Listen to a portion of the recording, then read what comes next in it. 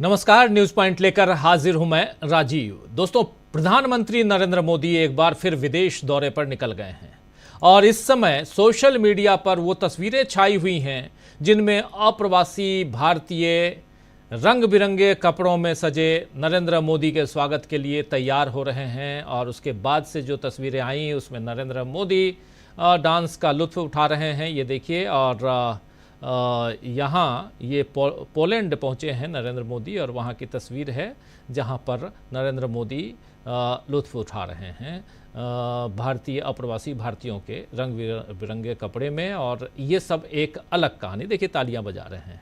मोदी खुश हो सकते हैं कि फिर से उन्हें विदेश की धरती पर यानी विदेशी धरती पर अपने नाम का जयकारा सुनने को मिलेगा, लेकिन पलटकर वो देश के हाल देखेंगे तो उन्हें पता चलेगा कि जनता ने इस बार केवल बीजेपी की सीटें ही कम नहीं की हैं, बल्कि अब जनता मोदी के खिलाफ सड़कों पर भी उतर आई है। जी हां, आज भारत बंद था आज, जिसका आह्वान आदिवासी और दलित संगठनों ने किया। और खास बात यह है, ये जो तस्वीरें, ये विजुअल्स देखिए, खास बात यह है कि इस बंद को न केवल विपक्ष का समर्थन मिला, बल्कि बीजेपी के फैसलों पर मुंह बंद कर लेने वाली बसपा भी यानी बहुजन समाजवादी पार्टी भी आज इस बंद के साथ में थी। यानी इस बंद के आह्वान में बहुजन समाज पार्टी के नेता भी थे। तस्वीरें आपको सब कुछ बता रही हैं। और दरअसल 1 अगस्त को ये बंद क्यों बुलाया गया था? बंद इसलिए बुलाया गया था क्योंकि 1 अगस्त को सुप्रीम कोर्ट ने SC/ST कोटे में क्रीमी लेयर के प्रावधान का जो फैसला दिया था उस पर दलित और आदिवासी संगठनों ने चिंता प्रकट की थी। विपक्ष ने भी इसे सही नहीं माना था। फिर बीजेपी के सांसदों ने भी जब मोदी से मुलाकात कर अपनी चिंता जाहिर की तो आखिर में मोदी को 10 अगस्त को ये ऐलान करना पड़ा कि उनकी सरकार इस फैसले को लागू नहीं करेगी। हालांकि इसके बाद जिस तरह लैटरल एंट्री का खेल मोदी सरकार ने खेला उसमें SC/ST और OBC फिर से सतर्क हो गए कि मोदी सरकार पर अपने हितों की रक्षा के लिए भरोसा नहीं किया जा सकता है।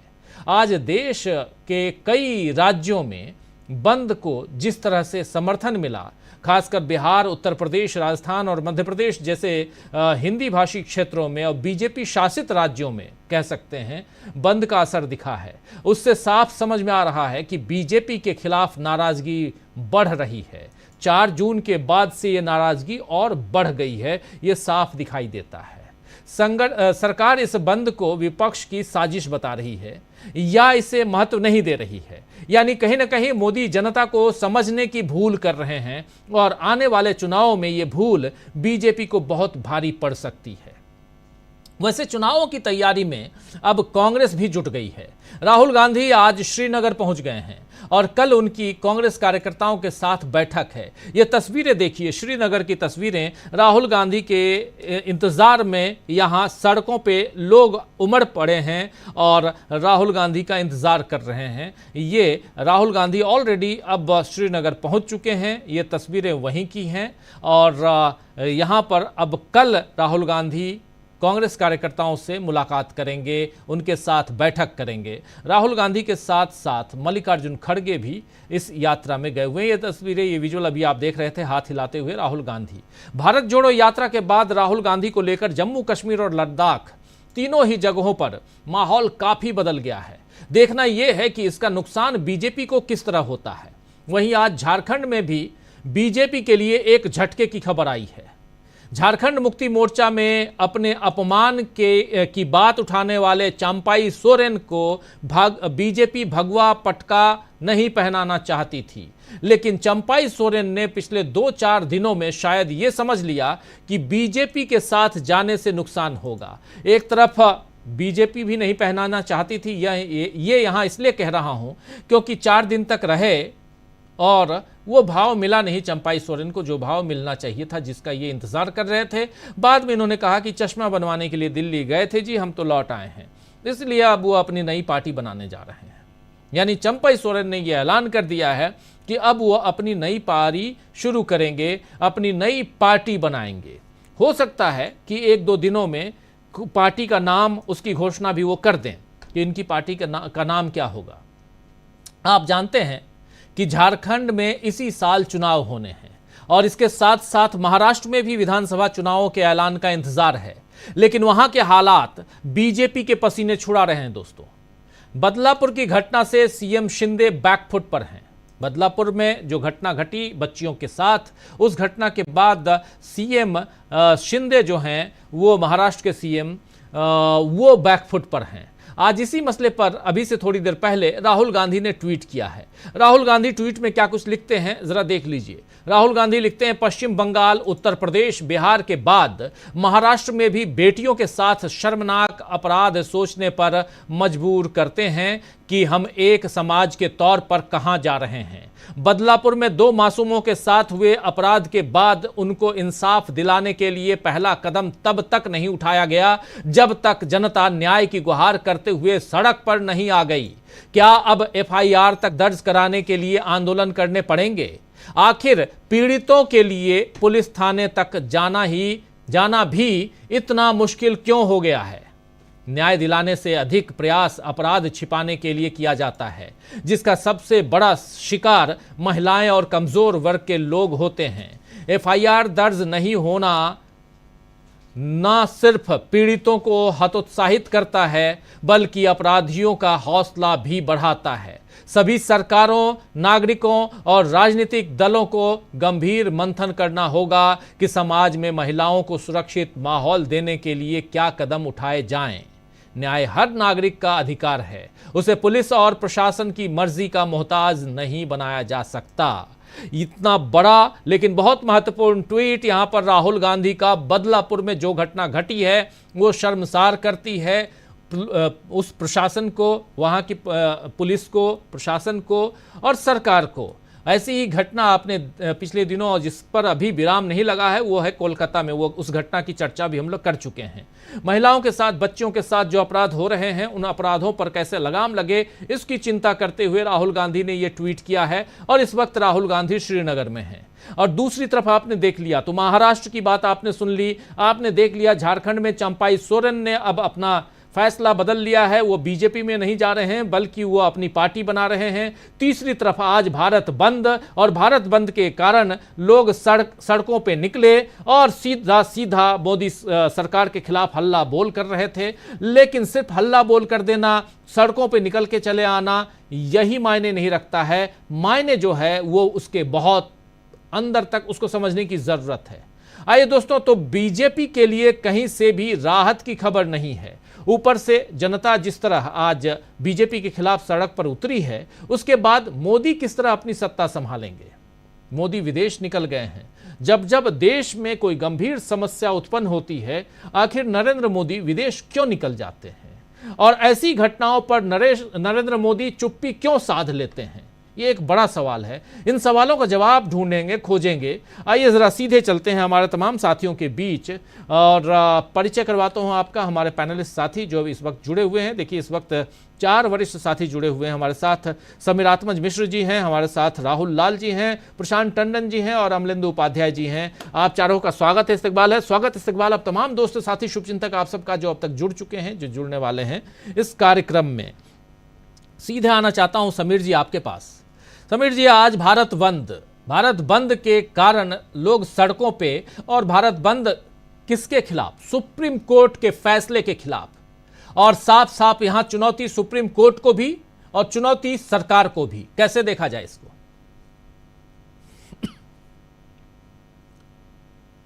समीर जी आ रही है आवाज? समीर जी शायद डिस्कनेक्ट हो गए हैं। प्रशांत जी आपसे शुरू करना चाहता हूं। कैसे देखा जाए प्रशांत जी? 2 यहां महत्वपूर्ण चीजें हैं। एक तरफ सरकार के खिलाफ हल्ला बोल, दूसरी तरफ सुप्रीम कोर्ट के फैसले के खिलाफ, यानी सीधे सुप्रीम कोर्ट को भी चुनौती, और तीसरी सबसे महत्वपूर्ण बात कि नरेंद्र मोदी जी विदेश निकल लिए। प्रशांत जी। देखिए, मोदी साहब की जो राजनीतिक शैली है वो समस्या से भागने की है, समस्या का सामना करने की नहीं है। पहले भी कई बार ये चर्चा हो चुकी है कि नरेंद्र मोदी जी राजनीतिक चुनौती का जवाब राजनीति से नहीं करते हैं, वो पर्दे के पीछे के खेल से करते हैं। खैर, आज जो घटना है वो ऐतिहासिक है राजीव जी। 2 अप्रैल 2018 को भी भारत बंद हुआ था, और बहुत ऑर्गेनिक भारत बंद था। वो किसी भी संगठन के द्वारा उसको नहीं, उसकी कॉल दी गई थी, और जी। बहुत सक्सेसफुल था। हालांकि उसमें बहुत कई लोगों की जानें भी गई पुलिस के साथ मुठभेड़ में। लेकिन आज का भारत बंद कमोबेश लार्जली पीसफुल था, लोकतांत्रिक था, और पूरा देशव्यापी था। राजस्थान, हरियाणा, झारखंड, महाराष्ट्र, उत्तर प्रदेश, देश के तमाम हिस्सों से भारत बंद की तस्वीरें आती हैं दिन भर, और बड़ी संख्या में लोग नीले झंडे लेकर सड़कों पे थे। और ये आज जो संदेश गया है पूरे देश को, वो ये संदेश गया है कि सामाजिक न्याय का मुद्दा देश के राजनीति में सेंट्रल प्लेस पर है, केंद्र में है उसके। और आज के भारत बंद का जो मुख्य कारण था, वो तो सुप्रीम कोर्ट का कोटा विद इन कोटा, यानी जो क्रीमी लेयर का फैसला था, वो था। उसको तमाम जो वंचित समाज है, दलित जी। समाज है, शेड्यूल ट्राइब समाज है, उसने उसको इस ढंग से लिया कि ये आरक्षण को किसी प्रकार से खत्म करने की साजिश है। इसको सरकारें सुप्रीम कोर्ट के फैसले को इस्तेमाल कर सकती हैं आरक्षण को खत्म करने के लिए धीमे धीमे। और आरक्षण की का आधार जो है वो सामाजिक द्वेष की जगह आर्थिक गैर बराबरी कर सकते हैं, जैसे ईडब्ल्यूएस में हुआ है। लेकिन आरक्षण की अवधारणा भारत के संविधान में गरीबी नहीं है, आर्थिक पिछड़ापन नहीं है। जी। आरक्षण की अवधारणा सामाजिक पिछड़ापन है, जो छुआछूत है, जो सैकड़ों साल का अन्याय है, उसको बराबर करने के लिए, उसको लेवल प्ले फील्ड बनाने के लिए समाज में ये किया गया। अब आज का जो मुद्दा था वो क्रीमी लेयर का सुप्रीम कोर्ट का जजमेंट था। लेकिन जब ये आंदोलन सड़कों पर आता है तो हम देखते हैं कि लेटरल एंट्री का मामला, आरक्षण को खत्म करने का मामला, उसके बाद आप देखिए कि जातिवार जनगणना का मामला, ये सब चीजें मिल गई आज। और अब वो सामाजिक न्याय का एक बड़ा परिदृश्य जो सामने आ रहा है राजनीति में, वो आरक्षण, क्रीमी लेयर का मुद्दा, लेटरल एंट्री, प्राइवेट सेक्टर में रिजर्वेशन और जातिवार जनगणना, ये सारे मुद्दे क्लब होकर एक बड़ा विमर्श जो है भारत की राजनीति में पैदा हो गया है। राहुल गांधी इस पर लगातार अपनी बात रखते रहे, प्राइवेट सेक्टर में रिजर्वेशन पे भी, जातिवार जनगणना पे तो वो है ही। लेकिन आज पहली बार राजीव जी ये हुआ है कि जातिवार जनगणना की बात अभी तक कहाँ होती थी? प्रेस कॉन्फ्रेंसेस में, चुनाव की रैलियों में, नेताओं के द्वारा, राहुल गांधी के द्वारा, तेजस्वी यादव के द्वारा, अखिलेश यादव के द्वारा। आज जातिवार जनगणना की बात सड़कों पर सुनाई दी है, आम जनता की तरफ से सुनाई दी है। ये एक बड़ा परिवर्तन भारत की राजनीति में आज से हो गया है। इसके दूरगामी प्रभाव होंगे जब देखेंगे। और सबसे देखिए, जो कहां से खतरा महसूस कर रहे हैं, जो वंचित समाज के लोग हैं, खतरा आरक्षण को कहां से महसूस कर रहे हैं? ये पहली बार हुआ है राजीव जी कि नागपुर में आरएसएस के मुख्यालय के दरवाजे तक ये प्रदर्शन आज पहुंचा। भारत बंद के प्रदर्शनकारी आज ने नागपुर में आरएसएस के मुख्यालय के सामने भी नीला झंडा फहरा दिया। तो भगवा के सामने नीला आज पूरा जो है देश जो है रंग गया। और इससे दूसरा एक जो संदेश और दूसरा जो आउटकम इसका होगा वो ये होगा कि हिंदू मुसलमान की राजनीति अब कम होगी। कम तो पहले भी हो गई, कम ना होती तो 240 कैसे होते 303 से? कम न होती तो इतने नफरती चुनाव प्रचार के बावजूद मोदी साहब को मेजॉरिटी नहीं दी जनता ने। उन सब जगह से बीजेपी चुनाव हारी जहां से प्रधानमंत्री मोदी ने नफरती भाषण दिए। जी। लेकिन आज जो हुआ है उसने बहुत बड़ी लकीर हिंदू मुस्लिम राजनीति के सामने खींच दी है। और एक और बात जो कल देखने को मिलेगी वो कि कांग्रेस पार्टी कल पूरे देश में ईडी के दफ्तरों के सामने प्रदर्शन करेगी। माधवी बुश के बारे में बहुत सारी अफवाहें, बहुत सारी बातें हो रही हैं कि सरकार उन पर एक्शन ले सकती है, फिर सरकार का खंडन आता है। लेकिन माधवी बुश जो सेबी की चेयरपर्सन है, उनके साथ उनके ऊपर अडानी के साथ सांठगांठ के बहुत गंभीर आरोप हैं। तो कल के प्रदर्शन के बाद, जिसमें कि मुख्य मांग, प्रदर्शन जरूर ईडी के दफ्तरों के सामने हो रहा है, लेकिन जो उसकी मुख्य मांग है वो अडानी और माधवीपुरी बुश सेबी की चीफ, उनके ऊपर लगे आरोपों पर जेपीसी बनाने की मांग पर है। तो और तीसरा एक जो प्रदर्शन हो रहा है जिसकी चर्चा आपने की, महाराष्ट्र के ठाणे जिले के बदलापुर में एक स्कूल की घटना, 2 बच्चियों के साथ जो अपराध हुआ है। कलकत्ता में तो बहुत शोर मच रहा, गवर्नर भी बात कर रहे हैं, इंटरव्यू दे रहे हैं। ये घटना जो महाराष्ट्र के स्कूल में हुई बच्चियों के साथ, 13 तारीख की घटना है। 16 तारीख को एफआईआर होती है, जैसा राहुल गांधी ने ट्वीट किया। पेरेंट्स के लोगों के प्रदर्शन के बाद, और ये घटना वो कहाँ घटी है? ये ठाणे जिले में घटी है, जो मुख्यमंत्री एकनाथ शिंदे का गृह जिला है। उनकी सारी ताकत भी ठाणे से ही आती है। तो ये सारे कुछ प्रदर्शन आने वाले विधानसभाओं में इसका बहुत व्यापक असर होगा। मैं आज अभी आपके शो के पहले हरियाणा की तस्वीरें देख रहा था, भारत बंद की।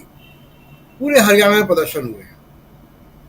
तो ये सब कुछ आप देखिएगा कि जो एक नया विमर्श पैदा हुआ है सामाजिक न्याय का, वो हरियाणा, झारखंड, जम्मू कश्मीर और महाराष्ट्र के आगे आने वाले चुनावों में दिखाई देगा और बीजेपी के लिए बड़ी परेशानी बनेगा।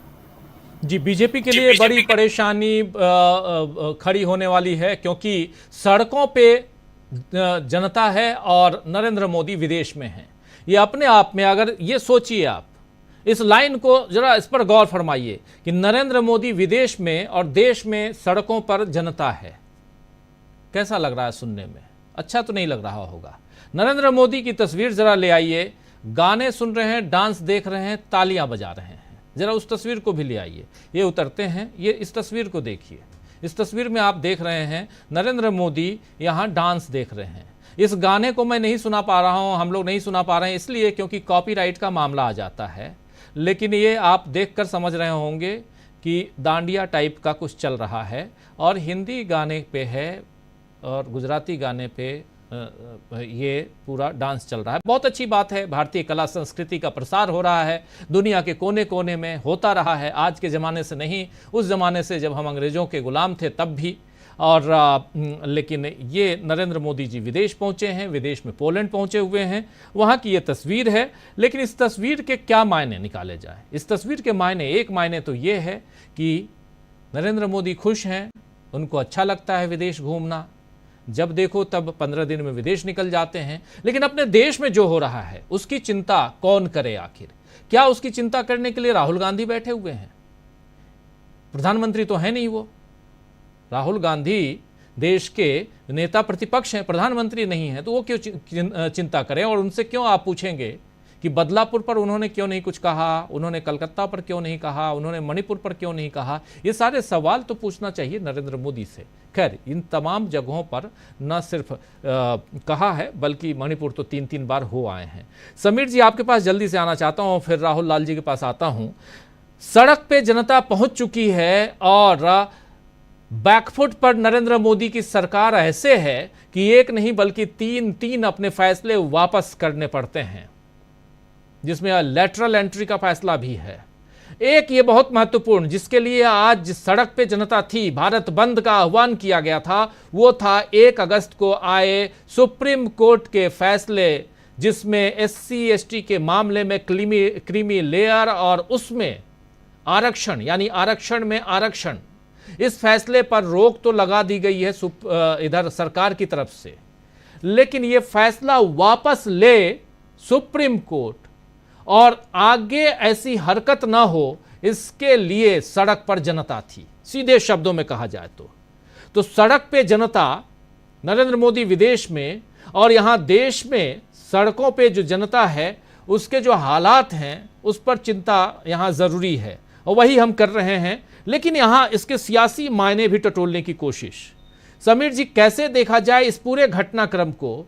इसमें 3-4 अलग अलग चीजें हैं, इसलिए यहां रख रहा हूं। एक साथ 3 बिलों को वापस लेना या ठंडे बस्ते में डालना या JPC में देना, एक प्रावधान, उसके अलावा अभी सुप्रीम कोर्ट वाला ये मामला, इन सब मामलों को अगर साथ में मिलाते हैं, नरेंद्र मोदी क्या बैकफुट पे नजर आते हैं या मस्त घूम रहे हैं? अच्छा है, घूमते रहेंगे, ऐसे माना जाए। राजीव जी, पहली बात तो ये, जितनी घटनाएं पिछले 1-1.5 महीने के भीतर जिन 3 फैसलों की आप बात कर रहे हैं और आगे भी अभी आने वाले दिनों में इसी तरह के फैसले लिए जाते रहेंगे और वो वापस लिए जाते रहेंगे, दोनों होगा। फैसले लिए भी जाएंगे, उन पर कदम आगे बढ़ाया जाएगा ताकि अपने लोगों को, अपने मतदाताओं को, अपने सपोर्टर्स को ये संदेश दिया जा सके कि हम अपने एजेंडे पर आगे बढ़ रहे हैं। लेकिन चूंकि आगे बढ़ नहीं सकते हैं, दबाव कई तरह का है, साथियों का है, विपक्ष का है, तो उस पर वापस आना ही आना है। तो ये जानते हुए भी कि वापस आना है, अपने कदमों को आगे बढ़ाने की कोशिश करेंगे, फिर वापस लेंगे। और इन सब चीजों के पीछे सबसे बड़ी वजह तो यही है कि 240 सीटें हैं। लेकिन ये जो आज का भारत बंद का आह्वान है, ये महत्वपूर्ण इसलिए है कि एक तो इसमें जो डिमांड है, जो मांग है, जिसको लेकर, जिन कारणों को लेकर सुप्रीम कोर्ट तो एक बहाना है, लेकिन संविधान और आरक्षण, इनको लेकर लोग सड़कों पर उतरे हैं। SC/ST कम्युनिटी के लोग, आदिवासी और दलित समुदाय के लोग, ये सारे उनके अपने संगठन हैं, सामाजिक संगठन है, इसमें कोई राजनीतिक संगठन नहीं रहा। यह अलग बात है कि कई राजनीतिक दलों ने उसको सपोर्ट किया, उसके अपने कार्यकर्ता भी कई राजनीतिक दलों के उनके समर्थन में बाहर निकले, लेकिन यह राजनीतिक आंदोलन नहीं था। तो महत्वपूर्ण बात इसमें यह है कि, और ये हमने देखा है कि जो 240 सीटों पर बीजेपी आई है, उसके पीछे जो सबसे बड़ा कारण था वो यही था।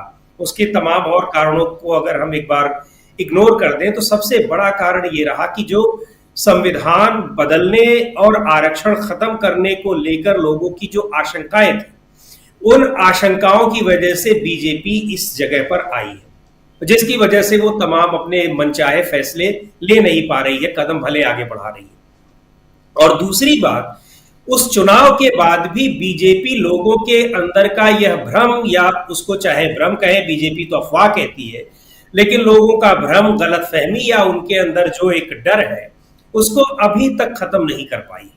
उसका नतीजा ये है कि उस समुदाय के लोग बिना किसी राजनीतिक नेतृत्व के, बिना किसी राजनीतिक आह्वान के खुद सड़कों पर उतर रहे हैं।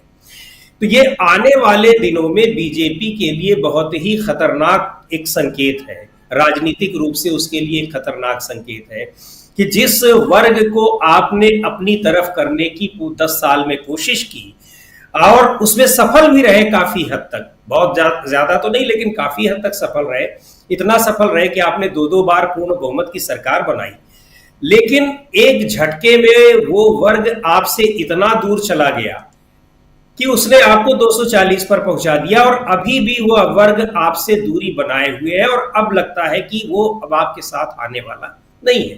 तो इस स्थिति में प्रधानमंत्री, चाहे प्रधानमंत्री का तो विदेश में इसी तरह का होता है, खासतौर से जो भारतीय समुदाय है, और भारतीय समुदाय में भी जो गुजराती समुदाय है उसके साथ उनका इंटरेक्शन वहां पर इस तरह का तो शुरू से ही होता आया है, ये रहेगा ही। प्रधानमंत्री की विदेश यात्राएं बहुत उनके एजेंडे में बड़ी प्रमुखता से होती है, क्योंकि विदेश नीति को लेकर काफी संजीदा रहते हैं। तो इसलिए ज्यादा विदेश यात्राएं भी उनकी होती हैं। कई जगहों पर ये रिकॉर्ड भी बना रहे हैं कि कितने साल बाद प्रधानमंत्री गया, पहली बार कोई प्रधानमंत्री गया, ऐसे तमाम रिकॉर्ड्स बनाते रहते हैं। लेकिन वो निश्चित तौर पर उनको भी ये सारी चीजें पता है कि ये वर्ग अब बीजेपी से दूर जा रहा है और दूर जाकर वो नुकसान कर पाएगा। इन स्थितियों में प्रधानमंत्री निश्चित तौर पर बीजेपी का भी नुकसान कर रहे हैं। और आप ये देख लीजिए कि धीरे धीरे अब बीजेपी के भीतर से भी ऐसी आवाजें उठने लगी हैं कि प्रधानमंत्री मोदी की वजह से पार्टी को तमाम तरह का नुकसान उठाना पड़ा है। लोकसभा चुनाव में सीधे तौर पर उत्तर प्रदेश में, महाराष्ट्र में, जहां सबसे बड़ा नुकसान हुआ है, सबसे ज्यादा नुकसान हुआ, वहां सीधे तौर पर यह कहा जा रहा है कि प्रधानमंत्री मोदी ने जिस तरह से चुनाव को, इस लोकसभा चुनाव को पूरी तरह से खुद पर केंद्रित रखा, उसकी वजह से ही सब इतना ज्यादा नुकसान हुआ है।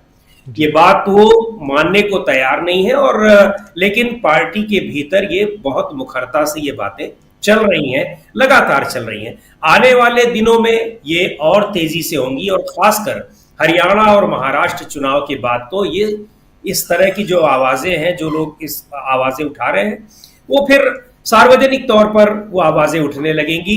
जो दो दृश्य हम लोगों ने आज देखे, जो अभी प्रधानमंत्री का पोलैंड में सांस्कृतिक कार्यक्रम का आनंद लेते हुए एक दृश्य, और एक दृश्य जो सड़कों पर नीले झंडों के साथ दलित और आदिवासी संगठन पूरे देश में प्रदर्शन कर रहे थे, ये दोनों दृश्य ये दिखा रहे हैं कि प्रधानमंत्री देश को कहां ले जा रहे हैं। प्रधानमंत्री से अपना मतदाता वर्ग, जिसको उन्होंने 10 साल में पार्टी की ओर किया था, वो उनसे किस तरह से छिटक रहा है, और भारतीय जनता पार्टी का किस तरह से राजनीतिक नुकसान या फायदा हो रहा है, वो साफ दिखाई पड़ रहा है। बिल्कुल बिल्कुल, आप सही कह रहे हैं। पार्टी की बात अगर थोड़ा किनारे रख भी दें तो नरेंद्र मोदी देश के लिए, और देश को क्या नुकसान हो रहा है, क्या फायदा हो रहा है, यह समझना भी जरूरी है। और बहुत महत्वपूर्ण बात आप यहां कह रहे थे। नरेंद्र मोदी जी बाहर हैं, विदेश में हैं, और इधर देश में भारत बंद का आह्वान कल कांग्रेस पार्टी, आज कांग्रेस ने कई जगहों पे प्रेस कॉन्फ्रेंस की। कल कांग्रेस पार्टी ईडी दफ्तर के घेराव की उनकी योजना है, जिसके बारे में प्रशांत टंडन जी बता ही रहे थे। लेकिन इन सब के बीच जब हम जन मुद्दों की बात करते हैं और ये देखते हैं कि यहाँ क्यों आखिर आंदोलन करना पड़ता है, राहुल गांधी जो ट्वीट कर रहे हैं उसमें भी आंदोलन की बात वो लिख रहे हैं। बदलापुर का जब जिक्र आ रहा था अभी, तो उन्होंने, राहुल गांधी ने उस ट्वीट में क्या लिखा है, उन्होंने साफ साफ लिखा है कि बदलापुर में 2 मासूमों के साथ हुए अपराध के बाद उनको इंसाफ दिलाने के लिए पहला कदम तक नहीं उठाया गया, जब तक जनता न्याय की गुहार करते हुए सड़क पर नहीं आ गई। क्या अब FIR तक दर्ज कराने के लिए आंदोलन करने पड़ेंगे? यह आंदोलन देखिए, क्या अब FIR तक दर्ज कराने के लिए आंदोलन करने पड़ेंगे? आखिर पीड़ितों के लिए पुलिस थाने तक जाना भी इतना मुश्किल क्यों हो गया है? न्याय दिलाने से अधिक प्रयास अपराध छिपाने के लिए किया जाता है, जिसका सबसे बड़ा शिकार महिलाएं और कमजोर वर्ग के लोग होते हैं। FIR दर्ज नहीं होना न सिर्फ पीड़ितों को हतोत्साहित करता है, बल्कि अपराधियों का हौसला भी बढ़ाता है। सभी सरकारों, नागरिकों और राजनीतिक दलों को गंभीर मंथन करना होगा कि समाज में महिलाओं को सुरक्षित माहौल देने के लिए क्या कदम उठाए जाएं। न्याय हर नागरिक का अधिकार है, उसे पुलिस और प्रशासन की मर्जी का मोहताज नहीं बनाया जा सकता। ये बातें और भी है, लंबी बात यहाँ पर उन्होंने लिखी है, लेकिन बहुत महत्वपूर्ण है। और यहाँ पर सबसे बड़ी बात कि आखिर आंदोलन करना पड़ेगा क्या? आपको न्याय की गुहार के लिए आंदोलन में ही क्यों कूदना पड़ता है? किसानों ने अपने लिए न्याय की बात कही, उनको 13 महीने आंदोलन में कूदना पड़ा। क्या कुछ हुआ उनके साथ आप लोगों ने देख लिया। और अभी बदलापुर हो चाहे कोलकाता हो, हर जगह आंदोलन की बात होती है। आज भारत बंद करना पड़ा SC ST के लोगों को, आखिर ऐसा क्यों? और सरकारें कहाँ खोई हुई हैं, सोई हुई हैं? ये बहुत इंपॉर्टेंट है। राहुल लाल जी, कैसे देखते हैं आप इसको, और क्या यहाँ जितना संवेदनशील होना चाहिए था एक सरकार को, नरेंद्र मोदी तीसरी बार प्रधानमंत्री बने हैं, उनको अच्छी तरह से पता होगा कि देश की समस्याएं क्या हैं, आखिर क्यों संवेदनशील नहीं है, संवेदना कहां है, और क्यों बार बार विदेश चले जाते हैं नरेंद्र मोदी? राजीव जी, प्रधानमंत्री विदेश जाए और विदेश नीति को बड़ा तीखा धार दें, तब तो हम लोग उनके विदेश यात्राओं का भी समर्थन करें। लेकिन आश्चर्यजनक स्थिति तो यह है कि वो विदेश नीति को बड़े ही प्रमुखता के साथ आगे भी रखते हैं और उनके विदेश नीति का कोई प्रतिफल नहीं दिखता है। अगर मैं कहूं कि इस समय स्वतंत्र भारत का अगर हमारी विदेश नीति सबसे अक्षम है इस समय, तो यह कोई अतिशयोक्तिपूर्ण स्थिति नहीं होगी राजीव जी। तो प्रधानमंत्री विदेश यात्रा करते भी हैं, दुख की बात यह है कि टैक्स पेयर्स के पैसे भी खर्च हो जाते हैं और उसका कोई परिणाम भी प्राप्त नहीं होता है। तो ये तो इस दृश्य को मैं ऐसे देखूंगा कि आज जिस तरह से पूरा दिन भारत बंद स्वतः स्फूर्त, एक तरह से हम लोगों ने वो तस्वीर जब देख रहे थे, तो राजस्थान की तस्वीरें हो, मध्य प्रदेश की तस्वीर हो, चाहे वो झारखंड, बिहार, हर तरफ की जो तस्वीरें नजर आ रही थी, महाराष्ट्र की तस्वीरें नजर आ रही थी, भारत बंद स्वतः स्फूर्त तरीके से वो बंद नजर आ रहा था। और ये हाल फिलहाल के समय मैं कहूंगा कि ये सबसे बड़ा सफल भारत बंद था। और मैं इसका सीधा सीधा श्रेय अगर राजीव जी कहीं किसी को देता हूं तो राहुल गांधी के भारत जोड़ो यात्रा को देता हूं। भारत जोड़ो यात्रा के दरमियान में राहुल गांधी उठा रहे थे सामाजिक न्याय के मसले को, अब जनता खुद उस सामाजिक न्याय के मामले को उठा रही है। और जनता क्यों उठा रही है? सोचिए, सुप्रीम कोर्ट ने 1 अगस्त को निर्णय दिया। सुप्रीम कोर्ट के निर्णय के बाद प्रधानमंत्री अपने सांसदों से मिलते हैं, SC ST सांसदों से उन्हें आश्वासन देते हैं, मंत्रिमंडल के बैठक में निर्णय भी लेते हैं, फिर भी जनता विश्वास नहीं करती है। क्यों नहीं विश्वास करती है? क्योंकि हम लोगों को नजर आता है कि जो उनकी जो पूरी छवि रही है आरक्षण को लेकर और संविधान को लेकर, वो संविधान पे हमला करने वाली जो पूरी छवि रही है, उस कारण से जनता विश्वास नहीं कर पा रही है। आज अगर हम लोग देखें, केवल SC ST में कोटा विदिन कोटा का मामला या फिर क्रीमी लेयर को लेकर लोग सड़क पे नहीं थे, बृहत्तर परिप्रेक्ष्य में कि किस तरह से कहीं कहीं पूरे आरक्षण के मामले के ऊपर, संवैधानिक संस्थाओं के हमले के ऊपर हर जगह पे ये सरकार विफल रही है और बैकफुट पे रही है। मैं उदाहरण दे दूं, उत्तर प्रदेश में देखिए राजीव जी, 69,000 शिक्षक भर्ती का मामला था। डे वन से नजर आ रहा था कि शिक्षक भर्ती में जो सामान्य अभ्यर्थियों से ऊपर जिन आरक्षित प्रत्याशियों के लोगों ने जो नंबर, उनके ज्यादा नंबर थे, उन्हें सामान्य कैटेगरी में रखा जाना चाहिए था, लेकिन उन्हें फिर भी जबरन जो है कि वो आरक्षित श्रेणी में ही रखा गया था। ये आरक्षण के नियमों का खुल्लम खुल्ला उल्लंघन है। कितना सरल है, कोई जटिल मामला भी नहीं था राजीव जी, लेकिन फिर भी सरकार ने शिक्षक भर्ती के दरमियान में वो निर्णय लिया। तमाम लोग जो है कि लाठी खाते रहे, डंडा खाते रहे, तमाम तरह की चीजें करते रहे। और अब जब हाईकोर्ट से निर्णय आया तो उप मुख्यमंत्री केशव प्रसाद मौर्य श्रेय लेने में है, दूसरे कई केंद्रीय मंत्री श्रेय लेने में है कि हाईकोर्ट ने बहुत अच्छा किया। अरे भाई, आपने क्या किया? जब लोग आपके पास जा रहे थे न्याय मांगने के लिए तो आप तो डंडे दे रहे थे, कोर्ट का फैसला आया तो उसमें अपनी सुर में सुर मिला रहे हैं। आप देखिए इस सरकार में जो हम लोगों ने देखा, जो मामला आज सही कहा कि आज लेटरल एंट्री का भी मामला था कि राजीव जी 17 अगस्त को सरकार निर्णय लेती है UPSC से विज्ञापन निकालने का और 3 दिन के भीतर 20 अगस्त को निर्णय वापस होता है। आप नरेंद्र मोदी का हम लोग जब वो मुख्यमंत्री थे उस समय के भी पूरे कार्यकाल को देख लीजिए, जब वो प्रधानमंत्री रहे, क्या केवल 3 दिन में कोई निर्णय बदला गया? नहीं बदला गया। सोचिए, उनके ऊपर केवल संसद के भीतर संख्या कम होने का दबाव नहीं है कि वो 303 से 240 पर आ गए, उनके ऊपर संसद के बाहर का दबाव बहुत ज्यादा है, जनता का दबाव बहुत ज्यादा है। अब जनता को प्रधानमंत्री मोदी जी के बातों में विश्वास नहीं है। जनता को आज के समय में अगर विश्वास है तो राहुल गांधी के बातों में विश्वास हो रहा है, उन्हें इंडिया अलायंस के लोगों में विश्वास हो रहा है। उन्हें प्रधानमंत्री को लग रहा था कि एक राष्ट्रपति को वो शेड्यूल ट्राइब कैटेगरी से एक राष्ट्रपति नियुक्त कर देंगे और पूरे देश भर के जो है कि ST के लोग जो है कि खुश हो जाएंगे। ये प्रतीकात्मक राजनीति का समय अब नहीं बचा। लोगों ने देखा कि उस महामहिम को भी वो सम्मान नहीं दे सके। नए संसद भवन और राष्ट्रपति भवन के बीच की क्या दूरी थी राजीव जी, लेकिन वहां पर भी आप उनको उद्घाटन में भी आप नहीं ले गए। तो ना तो आप आरक्षण के नियमों को सही ढंग से लागू करते हैं, आरक्षण के प्रति जो पूरा रवैया है वो घालमेल वाला रवैया। और सबसे महत्वपूर्ण चीज, कोटा विदिन कोटा और जो क्रीमी लेयर का मामला, मैं कह रहा हूं क्रीमी लेयर का मामला ओबीसी में इंदिरा साहनी केस में 1992 में आ गया था राजीव जी। क्या आज भी ओबीसी में क्रीमी लेयर के मामले को प्रैक्टिकल तौर पर सही ढंग से स्थापित किया जा सका है? कोई एक ढंग का फॉर्मूला कोई बनाया जा सका है? जब आप ओबीसी में उस ढंग से कोई फॉर्मूला नहीं बना सकते हैं क्रीमी लेयर के मामले को लेकर, फिर एससी एसटी में कैसे उसको लागू किया जाएगा? सबसे बड़ी बात यह है कि एससी एसटी कैटेगरी में क्रीमी लेयर के मामले को आर्थिक आधार पर देखना उस वर्ग के समस्याओं को नहीं पहचानने जैसी स्थिति है। वहां पे अभी भी हम लोग देख रहे हैं, हम लोगों ने उत्तर प्रदेश में देखा जो खबरें आई उस समय राजीव जी की, जब अखिलेश यादव मुख्यमंत्री पद को छोड़ते हैं और मुख्यमंत्री योगी आदित्यनाथ वहां पे जाते हैं, उस समय तमाम आरोप लगे कि मुख्यमंत्री योगी आदित्यनाथ ने गंगा जल से जो है कि भवन को धुलवाया। उस समय इस चुनाव के दरमियान में भी हम लोगों ने देखा कि अखिलेश यादव कहीं पूजा करने जा रहे थे, बाद में भारतीय जनता पार्टी के कार्यकर्ता गंगा जल से धुलाई कर रहे थे। ये तो वह राजनीतिक आरोप प्रत्यारोप की बात। नौकरशाही में भी हम लोग आए दिन ये समाचार सुनते रहते हैं कि एससी एसटी के अधिकारियों का जब ट्रांसफर पोस्टिंग होता है तो उनके घरों को यूं गंगा जल से धुलाया जाता है।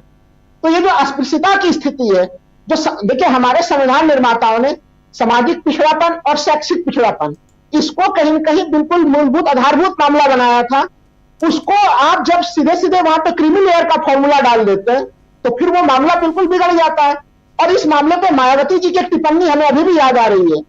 मैं मानता हूं कि आज के समय में अभी भी वो ठीक है, उनका वोट प्रतिशत कम है, लेकिन आज जिस तरह से वो एक्टिव हुई, भारतीय जनता पार्टी के विरोध में एक्टिव हुई, वो उन्होंने जब सुप्रीम कोर्ट का फैसला आया था तब डे वन ही उन्होंने प्रतिक्रिया दी थी कि ये कहीं कहीं सुप्रीम कोर्ट के माध्यम से आरक्षण को खत्म करने की कोशिशें हैं। तो ये पूरा का पूरा जो मामला है, जो हम लोगों ने लोकसभा चुनाव में जिस मामले को देखा राजीव जी, हर किसी को जो लग रहा था कि क्या आरक्षण के ऊपर, संविधान के ऊपर ये सरकार हमला कर रही है, हमला करने के लिए कोई दूसरे रास्ते खोज रही है, उसके ऊपर सवाल उठाए जा रहे हैं। अगर कोटा विदिन, केवल एक पंक्ति और कहूंगा मैं कि देखिए कोटा विदिन कोटा का मामला उठाया जा रहा है। हम लोगों ने बिहार में देखा है राजीव जी, वहां पे किस तरह से दलित और महादलित का बीच का फर्क नीतीश कुमार जी की तरफ से किया गया था, लेकिन पासवान समूह चूंकि वो उनको वोट नहीं देता था, रामविलास पासवान के पास में वोट जाते थे, आपने पासवान समूह को महादलित में नहीं डाला, जबकि उनकी स्थिति भी अच्छी नहीं है। तो ऐसे स्थिति में अगर राज्यों को यह अधिकार दे दिया जाएगा तो राज्य तो राजनीतिक लाभ हानि के हिसाब से इस प्रकार के निर्णय लेंगे। मिल्कीपुर से जो ग्राउंड रिपोर्ट आ रहा है इस समय राजीव जी, वो बड़े खतरनाक ग्राउंड रिपोर्ट आ रहे हैं मिल्कीपुर में, जहां उपचुनाव हो रहे हैं उत्तर प्रदेश में, कि वहां पे मुस्लिम अधिकारियों को, यादव अधिकारियों को और पारसी अधिकारियों को चुनाव के ड्यूटी से पहले ही दूर करने के लिए उन्हें ग्राउंड के तमाम ड्यूटियों से दूर कर दिया जा रहा है। कल के डेट में अगर राज्य सरकारों को इस प्रकार का अधिकार मिला हुआ होगा और उन्हें लगेगा कि पारसी समूह का वोट कभी भी बीजेपी को नहीं मिलता है, तो बताइए जब कोटा विदिन कोटा होगा तो उसमें उस समाज के साथ क्या न्याय की स्थिति बन पाएगी? तो ये बड़ा जटिल मामला है और हमें लग रहा है कि जनता की आंखें अब खुल गई है और प्रधानमंत्री भले सुसुप्तावस्था में जाके जो निद्रावस्था में वो आनंद ले रहे हैं, कहते हैं ना कि जब राम जल रहा था तो नीरो बांसुरी बजा रहा था, कुछ वैसी स्थिति दिख रही है। लेकिन उसके बाद के जो परिणाम बीजेपी को भोगने होंगे और उनकी लोकप्रियता जिस तरह से घट रही है, ये प्रधानमंत्री जी को सोचना पड़ेगा राजीव जी। जी, प्रधानमंत्री जी को बहुत कुछ सोचना होगा, ये तो तय मानिए। इसलिए सोचना होगा क्योंकि ये जो तीसरा टर्म है ये बहुत तकलीफ़दायक टर्म है और यहाँ तकलीफ़ इतनी कि एक पे एक जितने निर्णय ले रहे हैं उसको वापस लेना पड़ रहा है। यही नरेंद्र मोदी हैं जो जब मर्जी आई सो के उठे तो नोटबंदी कर दो, दूसरे दिन खड़े हुए तो बोले जीएसटी ले आओ, तीसरे दिन खड़े हुए बोले आज कोरोना भाग जाएगा, ताली बजा लो, थाली पीट लो। ये सब कुछ हम लोगों ने देखा। लेकिन अब क्या है, अब आखिर क्यों नरेंद्र मोदी को अपने निर्णय वापस लेने पड़ रहे हैं? ये एक बड़ा सवाल है। इस सवाल का जवाब आप सब अच्छी तरह से जान रहे होंगे क्योंकि बैसाखियों के सहारे ये सरकार जो चल रही है। लेकिन बैसाखियां जो हैं वो क्या इस सरकार को आगे बढ़ाने में कारगर साबित होगी, या ये बैसाखियां कई बार जैसे अभी बता रहे थे बिहार में जो हुआ, या आज भारत बंद का आह्वान हुआ और उसका असर बिहार, उत्तर प्रदेश और बीजेपी शासित राज्य छत्तीसगढ़, राजस्थान, मध्य प्रदेश, इन राज्यों, हरियाणा, इन राज्यों में इसका असर क्यों इतना ज्यादा हुआ, ये समझने वाली बात है। इसलिए समझने वाली बात है क्योंकि अब यहाँ की जनता नाराज है, वो साफ दिखाई दे रही है। और हरियाणा में जो चुनाव है उसका असर भी आप देखेंगे। उधर महाराष्ट्र में चुनाव और महाराष्ट्र की गतिविधियां बहुत तेजी से बदलती हुई। बदलापुर के मामले पर राहुल गांधी ने जो अभी थोड़ी देर पहले ट्वीट किया है उसको एक नहीं बल्कि दो बार आपके सामने हम पेश कर चुके हैं। और सबसे बड़ी बात वहां राहुल गांधी जो लिखते हैं कि आखिर अपनी ही बात मनवाने के लिए आंदोलन तक का रास्ता क्यों इजाद करना पड़ता है, आंदोलन में क्यों जाना पड़ता है। और आज जबकि लोग आंदोलित रहे हैं, देश भर के लोग आंदोलित थे, तभी तो भारत बंद था। आना चाहता हूं धनंजय जी आपके पास, आपका स्वागत करता हूं धनंजय जी। और महाराष्ट्र से लेकर इधर झारखंड कह लें, बिहार कह लें, उत्तर प्रदेश कह लें या हरियाणा कह लें जहां चुनाव है, और राहुल गांधी श्रीनगर पहुंच चुके हैं। इन सब के हालात में नरेंद्र मोदी को कहां आप फिट बैठते देखते हैं, कंफर्टेबल कहां, फिट छोड़ दीजिए, कंफर्टेबल कहां आप देखते हैं, या जब नरेंद्र मोदी कंफर्टेबल फील नहीं करते हैं तो वो विदेश चले जाते हैं, ऐसा कहा जाता है। क्या वही हाल अभी हो रखा है इसलिए वो विदेश चले गए? जो उनका एक नारा उन्होंने दिया था, अच्छे दिन आएंगे, तो अच्छे दिन आम आदमी को तो नहीं आए, उनके जरूर आए, पूरी दुनिया घूम आए, देश में भी वही हुआ जो उन्होंने चाहा। लेकिन तब के 2024 के पहले, या कहिए राहुल गांधी के उदय के पहले, राहुल गांधी के उदय मतलब जब राहुल गांधी भारत जोड़ो यात्रा पर निकले, राहुल गांधी ने भारत न्याय यात्रा की, और राहुल गांधी एक नेता के तौर पे कांग्रेस की तरफ से सर्वमान्य नेता के तौर पे प्रकट हुए। उसके बाद देखिए एक लाइन चलती थी कि विकल्प कौन है यार, मोदी नहीं तो कौन।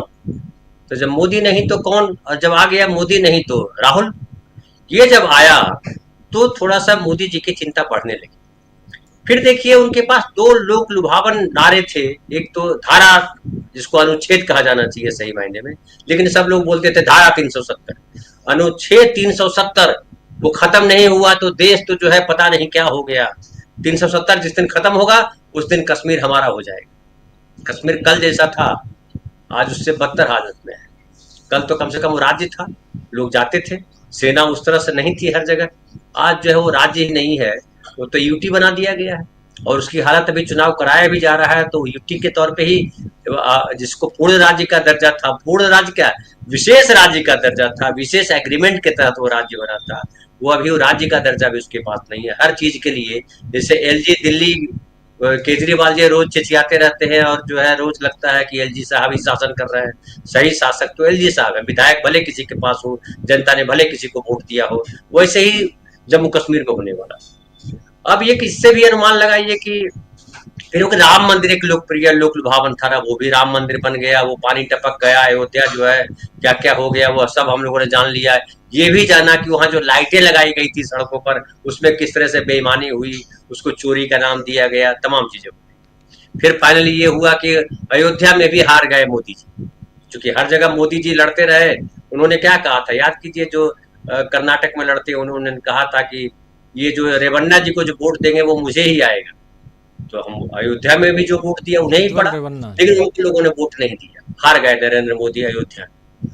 अब उसके बाद फिर बात आती है कि एक और तरीके से आकलन कीजिए कि जब नरेंद्र मोदी जी का स्वर्णिम काल था तो किसान जो है 13 महीने धरने पे बैठे रहे दिल्ली आने के लिए, अपनी बातों को मनवाने के लिए, और 13 महीने लग गए, 750 किसानों की बलि पड़ गई। और उसके बाद जो है नरेंद्र मोदी जी को समझ में आया कि तपस्या में कमी रह गई, और वो तीनों बिल जो है, तीनों जो कानून थे वो वापस लिए गए। 13 महीने बाद कानून वापस लिए गए, इतना आंदोलन के बाद। अब अभी जो राहुल भाई कह रहे थे लेटरल एंट्री वाली यूपीएससी के विज्ञापन की बात कर रहे हैं कि 3 दिन में वापस हो गया। इसे समझ लीजिए कि तब के नरेंद्र मोदी और अब के नरेंद्र मोदी में क्या अंतर है। एक दूसरी बात देखिए कि आरक्षण पे जब भी बात होती है तो आरएसएस, बीजेपी, अंधभक्त सब एक सुर में बोलते हैं कि ये जातिवाद है, ये जातिवाद फैला रहा है। राहुल गांधी ने उसको कहा, सामाजिक न्याय की बात की, जाति गणना की बात की, अभी इनके गले में फंस गया। अभी देखिए जो जितेंद्र सिंह जो राज्य मंत्री है, उन्होंने क्या लिखा यूपीएससी को, उन्होंने लिखा कि नरेंद्र मोदी जी सामाजिक न्याय को फोकस कर रहे हैं, उनके केंद्र में सामाजिक न्याय है, उनके दृष्टि में सामाजिक न्याय सबसे इंपॉर्टेंट है। अरे राहुल गांधी सामाजिक न्याय के लिए घूम रहे थे, वो कह रहे थे सोशल जस्टिस करने जा रहे हैं, सोशल जस्टिस करेंगे, जाति जनगणना होगी और सबको उसका हक मिलेगा। आरक्षण की बात कर रहे हैं कि हम आरक्षण का कैप हटा देंगे। नरेंद्र मोदी जी ने क्या किया कि आरक्षण का कैप तो नहीं हटाया, लेकिन उसमें एक अलग से एक देवता बिठा दिया, बोला EWSI 10% आरक्षण उनको दे रहे हैं जो बेचारे गरीब है। कौन गरीब है? सवर्ण गरीब है। तो आरक्षण जिस धरातल पे खड़ा हुआ था कि जातीय भेदभाव खत्म करने के लिए आरक्षण लाएंगे, उसको उन्होंने आर्थिक भेदभाव पे ला दिया, आर्थिक उसका कर दिया।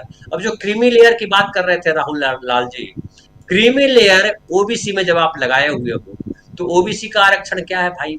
फिर ईडब्ल्यूएस और ओबीसी के आरक्षण में क्या अंतर है, कोई मुझे समझाए। मैं खुद नहीं समझ पा रहा हूं कि ईडब्ल्यूएस का आरक्षण और ओबीसी के आरक्षण में क्या अंतर है। अगर प्रतिशत का अंतर है तो पिछड़ों का प्रतिशत तो 50 से ऊपर है, उसको आपने 27% आरक्षण दिया है। सवर्णों का प्रतिशत 15% है, मुस्लिम मिला करके उनको आपने 10% आरक्षण दे दिया है। तो पिछड़ों को आरक्षण कहां दे रहे हैं, ये जरा कोई समझाए। अब फिर आता है जिस तरह जो आज भारत बंद हुआ, अब बीजेपी की रणनीति देखिए, बहुत सातिराना रणनीति है। अब बिहार का मैं उदाहरण देता हूं। बिहार में नीतीश कुमार उनके साथ, चिराग पासवान उनके साथ, मांझी उनके साथ। अब तीनों की रणनीति देखिए। चिराग पासवान कह रहे हैं कि कोटा विदिन कोटा नहीं होना चाहिए, मांझी कह रहे हैं कोटा विदिन कोटा होना चाहिए। नीतीश कुमार की बात उन्होंने कर दी राहुल जी ने कि वो महादलित दलित तो पहले कर चुके थे, यानी कोटा विदिन कोटा नीतीश कुमार भी चाहते हैं। तो चित भी मेरी, पट भी मेरी, अंटी मेरी बाप का मतलब सत्ता पक्ष में भी मैं रहूं, विपक्ष में भी मैं रहूं। चिराग पासवान कौन है? ये किसकी लड़ाई लड़ रहे हैं? भारत बंद में जो ये मुखर होकर के बोल रहे हैं, तो ये किस तरफ? एक और आज देखिए उनका स्टेटमेंट है, शायद आपने दिखाया होगा, उन्होंने स्टेटमेंट दिया कि भी बहुत भेदभाव है। देखिए पूर्व मुख्यमंत्री जो है वो जब मुख्यमंत्री निवास खाली करते हैं, वो जब मंदिर जाते हैं तो उसको गंगा जल से धोया जाएगा। किसी पत्रकार ने शायद पूछा नहीं कि कौन धोया था? जिसके साथ आप बैठे वही धोया था ना। जिसके साथ आप बैठते हैं, क्या प्रधानमंत्री के बगल की कुर्सी पर आप बैठते हैं तो उसकी को फिर गंगा जल से पवित्र किया जाता है कि नहीं किया जाता है, ये पता किया चिराग पासवान जी? जब अखिलेश यादव की कुर्सी धोई जाती है, उनका घर धोया जाता है, जो पिछड़े हैं, वो दलित नहीं है, वो अछूत में से नहीं आते थे, लेकिन जब उनको उनकी कुर्सी धोई जाती है तो दलितों के साथ क्या किया जाता होगा? बता रहे हैं कि घोड़ी पे नहीं चढ़ने दिया जाता है, बता रहे थे कि अगर आदमी जो है बड़ा ऑफिसर बन जाए तो भी घोड़ी पे नहीं चढ़ने दिया जाता है, चप्पल पहन के नहीं आने दिया जाता है। तो आरक्षण की लड़ाई किसको लड़नी है? आप नेता हो, आप आरक्षण, राजनीतिक आरक्षण लेकर के आप जो है बार बार सांसद बनते हो, आप बार बार जो है मंत्री बन रहे हो, आपके पिताजी भी मंत्री थे आरक्षण लेकर के, आप भी हो आरक्षण लेकर के, और अपने भाई बंधु को लेकर के आते हो। तो राजनीतिक आरक्षण आपको मिल रहा है, लेकिन ये बताइए कि सामाजिक और आर्थिक आरक्षण जो है क्या दलितों को मिल रहा है? और दलितों को मिल रहा है तो क्या आपने ये सवाल उठाया कि मांझी जो कह रहे हैं कि हमारे मुसहर समाज के लोगों को तो आरक्षण मिल ही नहीं पा रहा है, सारा आरक्षण ले जा रहे हैं पासवान लोग, सारा आरक्षण ले जा रहे हैं धोबी, सारा आरक्षण ले जा रहे हैं और दूसरी जो ऊपर की थोड़ी जातियां है वो, लेकिन मांझी को आरक्षण क्यों नहीं मिल रहा है? बेलदार को आरक्षण क्यों नहीं मिल रहा है? ये सवाल है। तो जब शिक्षा ही नहीं होगी तो आरक्षण कहां से आएगा? नॉट फाउंड सुटेबल में आ जाओगे। और अब ये कह रहे हैं क्या, नॉट फाउंड सुटेबल जो है हम खाली छोड़ रहे हैं, कांग्रेस की तरह नहीं कर रहे हैं। अरे कब भरोगे आप? तो नॉट फाउंड सुटेबल कभी खत्म होगा? और आप लेटरल एंट्री से भर दे रहे हो जो सीटें खाली है। फिर एक दिन आएगा कानून और बोलोगे कि नहीं जी ये सीट कब तक खाली रहेंगे, बड़ा नुकसान हो रहा है, तो हम जो है सबको जनरल कैटेगरी से भर दे रहे हैं। नॉट फाउंड सुटेबल कम्युनिटी क्यों है? क्या शिक्षा में उसका हिस्सेदारी है? आप लगातार शिक्षा को महंगा करते जा रहे हैं। वो स्कूल की शिक्षा हो, कॉलेज की शिक्षा हो, कोचिंग इंस्टीट्यूट का जिस तरह से जाल बुन दिया है, डीम्ड यूनिवर्सिटी का जिस तरह से जाल बुन दिया गया है, क्या निम्न मध्य वर्गीय परिवार भी या मध्य वर्गीय परिवार भी अपने बच्चों को अच्छी शिक्षा दिलाने की स्थिति में है? क्या उसकी आर्थिक स्थिति ऐसी है कि अपने बच्चे को 5 लाख रुपया फीस भर करके ये शिक्षा दिला सके? तो जब शिक्षा ही नहीं है तो आप लड़ते रहो आरक्षण को। क्या चिराग पासवान इस पे सवाल उठा रहे हैं? क्या अनुप्रिया इस बात पे सवाल उठा रहे हैं? क्या मौर्य जी सवाल उठा रहे हैं? तो ये बीजेपी के तमाम जो नेता हैं, जो दलित और पिछड़े नेता हैं, वो बैठ करके मलाई भी खा रहे हैं, बोल रहे हैं महल में भी मैं, सड़क पे भी मैं। अरे ऐसा कैसे होगा भाई? आप किधर एक तरफ रहो।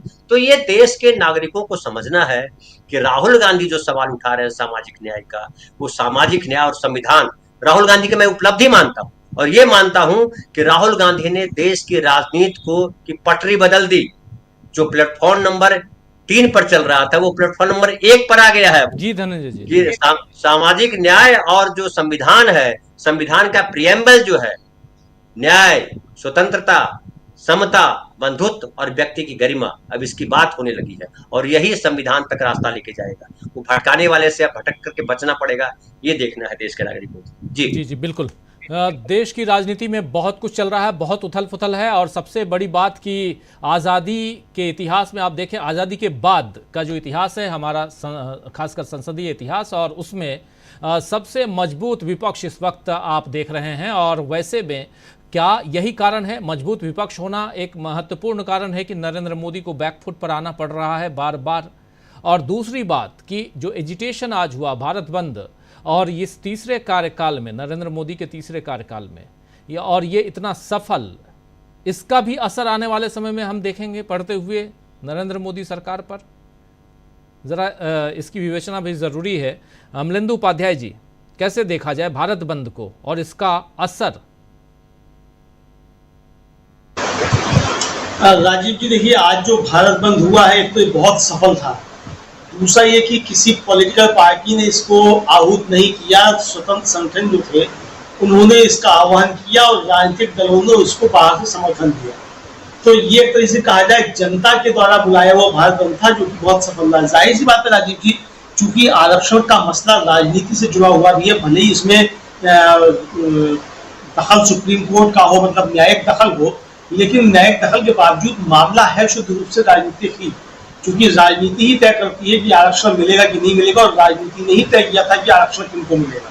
तो जब राजनीति ने तय किया आरक्षण किसको मिलेगा, तो राजनीति ही तय करेगी कि आरक्षण चलेगा कि नहीं चलेगा। यहाँ भारतीय जनता पार्टी जबरदस्त तरीके से गिरती नजर आ रही है। जीतन राम मांझी के वक्तव्य का हवाला दे रहे थे धनंजय जी। जीतन राम मांझी ही नहीं बल्कि राजीव जी जो दूसरे एनडीए के सहयोगी हैं निषाद पार्टी के, उत्तर प्रदेश में मंत्री भी हैं, डॉक्टर संजय निषाद, उनका आज एक इंटरव्यू प्रकाशित हुआ है अखबार में कि वो बहुत मजबूर हैं, अपने समाज के लोगों के लिए काम नहीं करा सकते। जो मौजूदा सिस्टम है, यानी कि जो मौजूदा बीजेपी सरकार है, वो उसमें अपने समाज के लोगों का काम नहीं करा सकते। और उत्तर प्रदेश में जो आरक्षण है उसके खेल को समझना होगा। यहाँ आरक्षण उन लोगों को, दूसरे राज्यों में आरक्षण तो उन लोगों को दिया जाता है जिनके पास अवसर नहीं होते हैं, लेकिन यूपी में इस पर एक वर्ग का कब्जा है और इसका इंतजार करना वंचित वर्ग गुमराह हो गया है। यानी कि डॉक्टर संजय निषाद जो बीजेपी की सरकार में शामिल हैं, वो सीधे सीधे अपनी सरकार के ऊपर सवाल उठा रहे हैं। अभी जब 69,000 शिक्षकों की भर्ती को लेकर जब इलाहाबाद उसका हाईकोर्ट ने किया राजीव जी यूपी सरकार की सूची को, तो जो उत्तर प्रदेश सरकार में ही उप मुख्यमंत्री है केशव प्रसाद मौर्य, उन्होंने उसका स्वागत कर दिया। यानी कि एक तरीके से अपनी ही सरकार के ऊपर, योगी आदित्यनाथ की सरकार के ऊपर उन्होंने सवाल उठा दिए। तो जो देश के अंदर चल रहा है और जिस तरीके से राहुल गांधी ने जातिगत जनगणना का सवाल उठाया, वो राजीव जी सिर्फ जातिगत जनगणना का सवाल भर नहीं रह गया है, वो एक व्यापक परिप्रेक्ष्य में सामाजिक न्याय की बात हो गई है। और जातिगत जनगणना के जरिए बहुत सारे रास्ते खुलेंगे, ये बात अब लोगों की समझ में आ रही है। तो अब जातिगत जनगणना के सवाल को एक तो टाला नहीं जा सकता। नरेंद्र मोदी चाहे कितनी भी जातियां बताएं और कहें कि कोई जाति नहीं होती है, किसान, युवा, क्या क्या उन्होंने 4 या 5 जातियां बताई कि वो होती हैं, लेकिन लोग समझ रहे हैं कि इसके आड़ में खेल किया जा रहा है। अगर किसान, महिला, युवा और श्रमिक अगर यही जातियां हैं, तो लेटरल एंट्री में क्या जो भर्ती होने वाली थी उसमें इन्हीं जातियों को लिया जाना था? ये कहां से आते? ये बहुत सारे सवाल राजीव जी खड़े हो गए। कल जिस तरीके से मल्लिकार्जुन खड़गे ने महाराष्ट्र में जाकर के सवाल उठाया है और कहा कि संविधान के खिलाफ, संविधान बचाने की जो लड़ाई है वो भी जारी है और संविधान का खतरा चला नहीं है, इसने बहुत कुछ साबित कर दिया। तो आज का जो राजीव जी ये एक तरीके से भारत बंद था, ये भले ही सुप्रीम कोर्ट के आदेश के खिलाफ हो, लेकिन इसका निशाना केंद्र की मोदी सरकार है। चूंकि मांग यही है कि सुप्रीम कोर्ट ने जो आदेश दिया है 6-1 के बहुमत के साथ 7 जनों की बेंच ने, उसको केंद्र सरकार संसद का सत्र बुला करके निष्प्रभावी करे। और ये संसद के जरिए होगा, केवल सरकार के द्वारा ये घोषणा कर देने से हम इसको लागू नहीं करेंगे, इससे यह मसला हल होने वाला नहीं है। और ये मसला राजीव जी ऐसा है कि अगर मोदी जी की सरकार इसको बुलाकर करती है संसद का सत्र बुला करके, तो उनका जो कोर वोटर समझा जाता है वो फिर मोदी जी से नाराज होता है। तो एक तरीके से कहा जाए कि संकट में फंस गए हैं। जुडिशियल कार्रवाई के जरिए जो रास्ता निकालने की कोशिश की गई थी कि इसके जरिए मामला ठीक कर दिया जाएगा और आरएसएस का एजेंडा भी लागू हो जाएगा, वो दाव एक तरीके से उल्टा पड़ता हुआ अब नजर आ रहा है। जी बिल्कुल, एक दांव जो उल्टा पड़ता हुआ दिखाई दे रहा है, लेकिन एक दांव उधर चंपाई सोरेन ने भी लगाया था, लेकिन वो दांव उल्टा उनके ऊपर भी पड़ गया। अभी से थोड़ी देर पहले उन्होंने एक ट्वीट किया है चंपाई सोरेन ने, ज़रा ट्वीट देख लेते हैं क्या कुछ कह रहे हैं इसमें। देखिए, लिख रहे हैं, धन्यवाद झारखंड इस प्यार, सहयोग एवं समर्थन के लिए। कौन सा प्यार, कौन सा सहयोग, कौन सा समर्थन, ये चंपाई जी जाने हैं। लेकिन पिछले 4.5 दशकों से आम जनता के मुद्दों को लेकर संघर्ष करता रहा हूं और आपका आशीर्वाद जनता जीवन के इस नए अध्याय में मुझे सही फैसला लेने का हौसला दे रहा है। फिलहाल जनता से मिल रहा हूं, संन्यास लेना अब विकल्प नहीं है। सभी लोगों की राय के आधार पर शीघ्र ही उचित फैसला लिया जाएगा। अब देखिए, इन्होंने 3 विकल्प बताए थे, जिसमें एक संन्यास लेना पहला विकल्प था, तो अब संन्यास को तो इन्होंने खुद ही खारिज कर दिया है। अब 2 विकल्प है, 2 विकल्प में से एक विकल्प है प्रशांत जी, यहाँ पे एक विकल्प को चंपाई जी ने खारिज कर दिया। दूसरा विकल्प इनका था कि अपनी पार्टी बनाएं, और तीसरा विकल्प था कि जो चल रहे हैं उनके साथ हो लें। जिनके साथ ये चल रहे थे उस नाव से तो उतर गए हैं, लेकिन मंत्री पद छोड़ा नहीं अभी तक, न ही त्यागपत्र दिया है, लेकिन दूसरे विकल्प की तलाश कर रहे हैं। दिल्ली आए थे, सबने देख लिया, चश्मा बनवाने आए थे दिल्ली। अब ये भी एक बड़ा क्या इतने साल में झारखंड में, रांची में, टाटा नगर में चश्मा बनवाने की दुकान नहीं है क्या? चश्मा नहीं बनता है क्या? ये भी देखना होगा। लेकिन प्रशांत जी क्या कुछ कहेंगे इस पे? ये एक विकल्प और सहयोगी और इसके राजनीतिक मायने सिर्फ चंपाई सोरेन की बात नहीं है। चंपाई सोरेन जैसे कई हैं जो इस गाड़ी से उतरते हैं, इस नाव से उतरते हैं, दूसरे नाव पे चढ़ते हैं, पता नहीं कहाँ उतरने चढ़ने में डूब जाते हैं, ये भी नहीं पता चलता है, कोई पूछने वाला नहीं रहता। कई हैं, लंबी लिस्ट है, फहरिस्त है। चश्मा बनने की जो प्रक्रिया थी दिल्ली में, और चश्मा जब ठीक हुआ तो जो दुनिया नजर आई वो थोड़ा फर्क थी। तो इनको मुख्यमंत्री पद का कोई ऑफर नहीं मिला बीजेपी की तरफ से, और दूसरा कि बीजेपी में ये विधायक भी नहीं ला पाए। जिस इलाके से आते हैं, कोलान से, वहाँ लगभग 8 विधायक हैं, और उन 8 विधायकों में से एक भी इनके साथ नहीं आया, जिसको कहा जाता है कि उस इलाके के में प्रभाव है इनका, कोल्हान इलाके में। तो इसलिए चश्मा बनवा के वापस गए हैं। अब सवाल ये है कि 2-3 चीजें हैं बहुत महत्वपूर्ण है कि क्या ये जेएमएम को या कांग्रेस के गठबंधन को नुकसान पहुंचाएंगे। सवाल ये है। ये भी उन्होंने घोषित किया कि अलग पार्टी बना रहे हैं, तो क्या इनकी पार्टी की विचारधारा जल जंगल जमीन वाली परिभाषा होगी आदिवासी समाज के लिए? और अगर वो जल जंगल जमीन वाली परिभाषा नहीं होगी तभी बीजेपी के साथ वो जा सकते हैं। बीजेपी तो झारखंड को कॉर्पोरेट के लिए लेना चाहती है। उसका अगर एक टूल बनेंगे, उसका जरिया बनेंगे, तो इनको झारखंड की जनता समर्थन नहीं करेगी। झारखंड की स्थिति बड़ी रोचक है। एक तो बीजेपी की 4 सीटें लोकसभा में कम हुई हैं। झारखंड में 14 में से 8 सीटें बीजेपी के पास हैं। 2019 में बीजेपी ने 12 सीटें जीती थी। वहाँ जो आदिवासी रिजर्व सीटें हैं राजीव जी, वो 28 हैं। 28 में से 26 इंडिया गठबंधन के पास है, जेएमएम और कांग्रेस को मिलाकर जी। और उसमें संथाल इलाके में, जिसमें इनका प्रभाव माना जा सकता है, वो 12 सीटें हैं। 12 में से 10 जेएमएम के पास, या संथाल आदिवासियों के 52 सीटें हैं, वही लोग जीत कर आते हैं। उसमें सबसे बड़े नेता हेमंत सोरेन खुद हैं।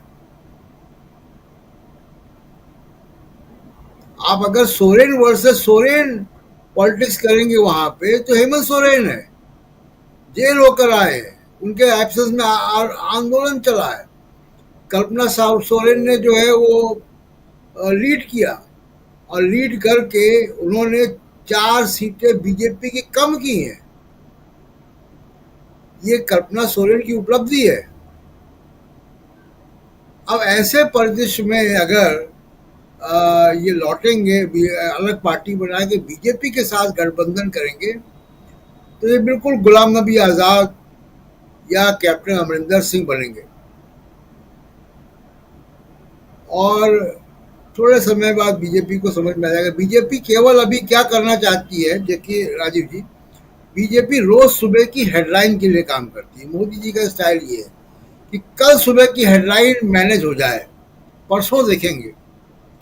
तो एक दिन की हेडलाइन के लिए इनको लाया जा रहा है,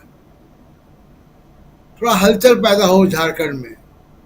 वरना इलेक्ट्रली, और जैसा आपने भी कई बार कहा है कि इलेक्शन से मुख्यमंत्री बनाए जाने से पहले चंपाई सोरेन को झारखंड के बाहर कोई नहीं जानता था।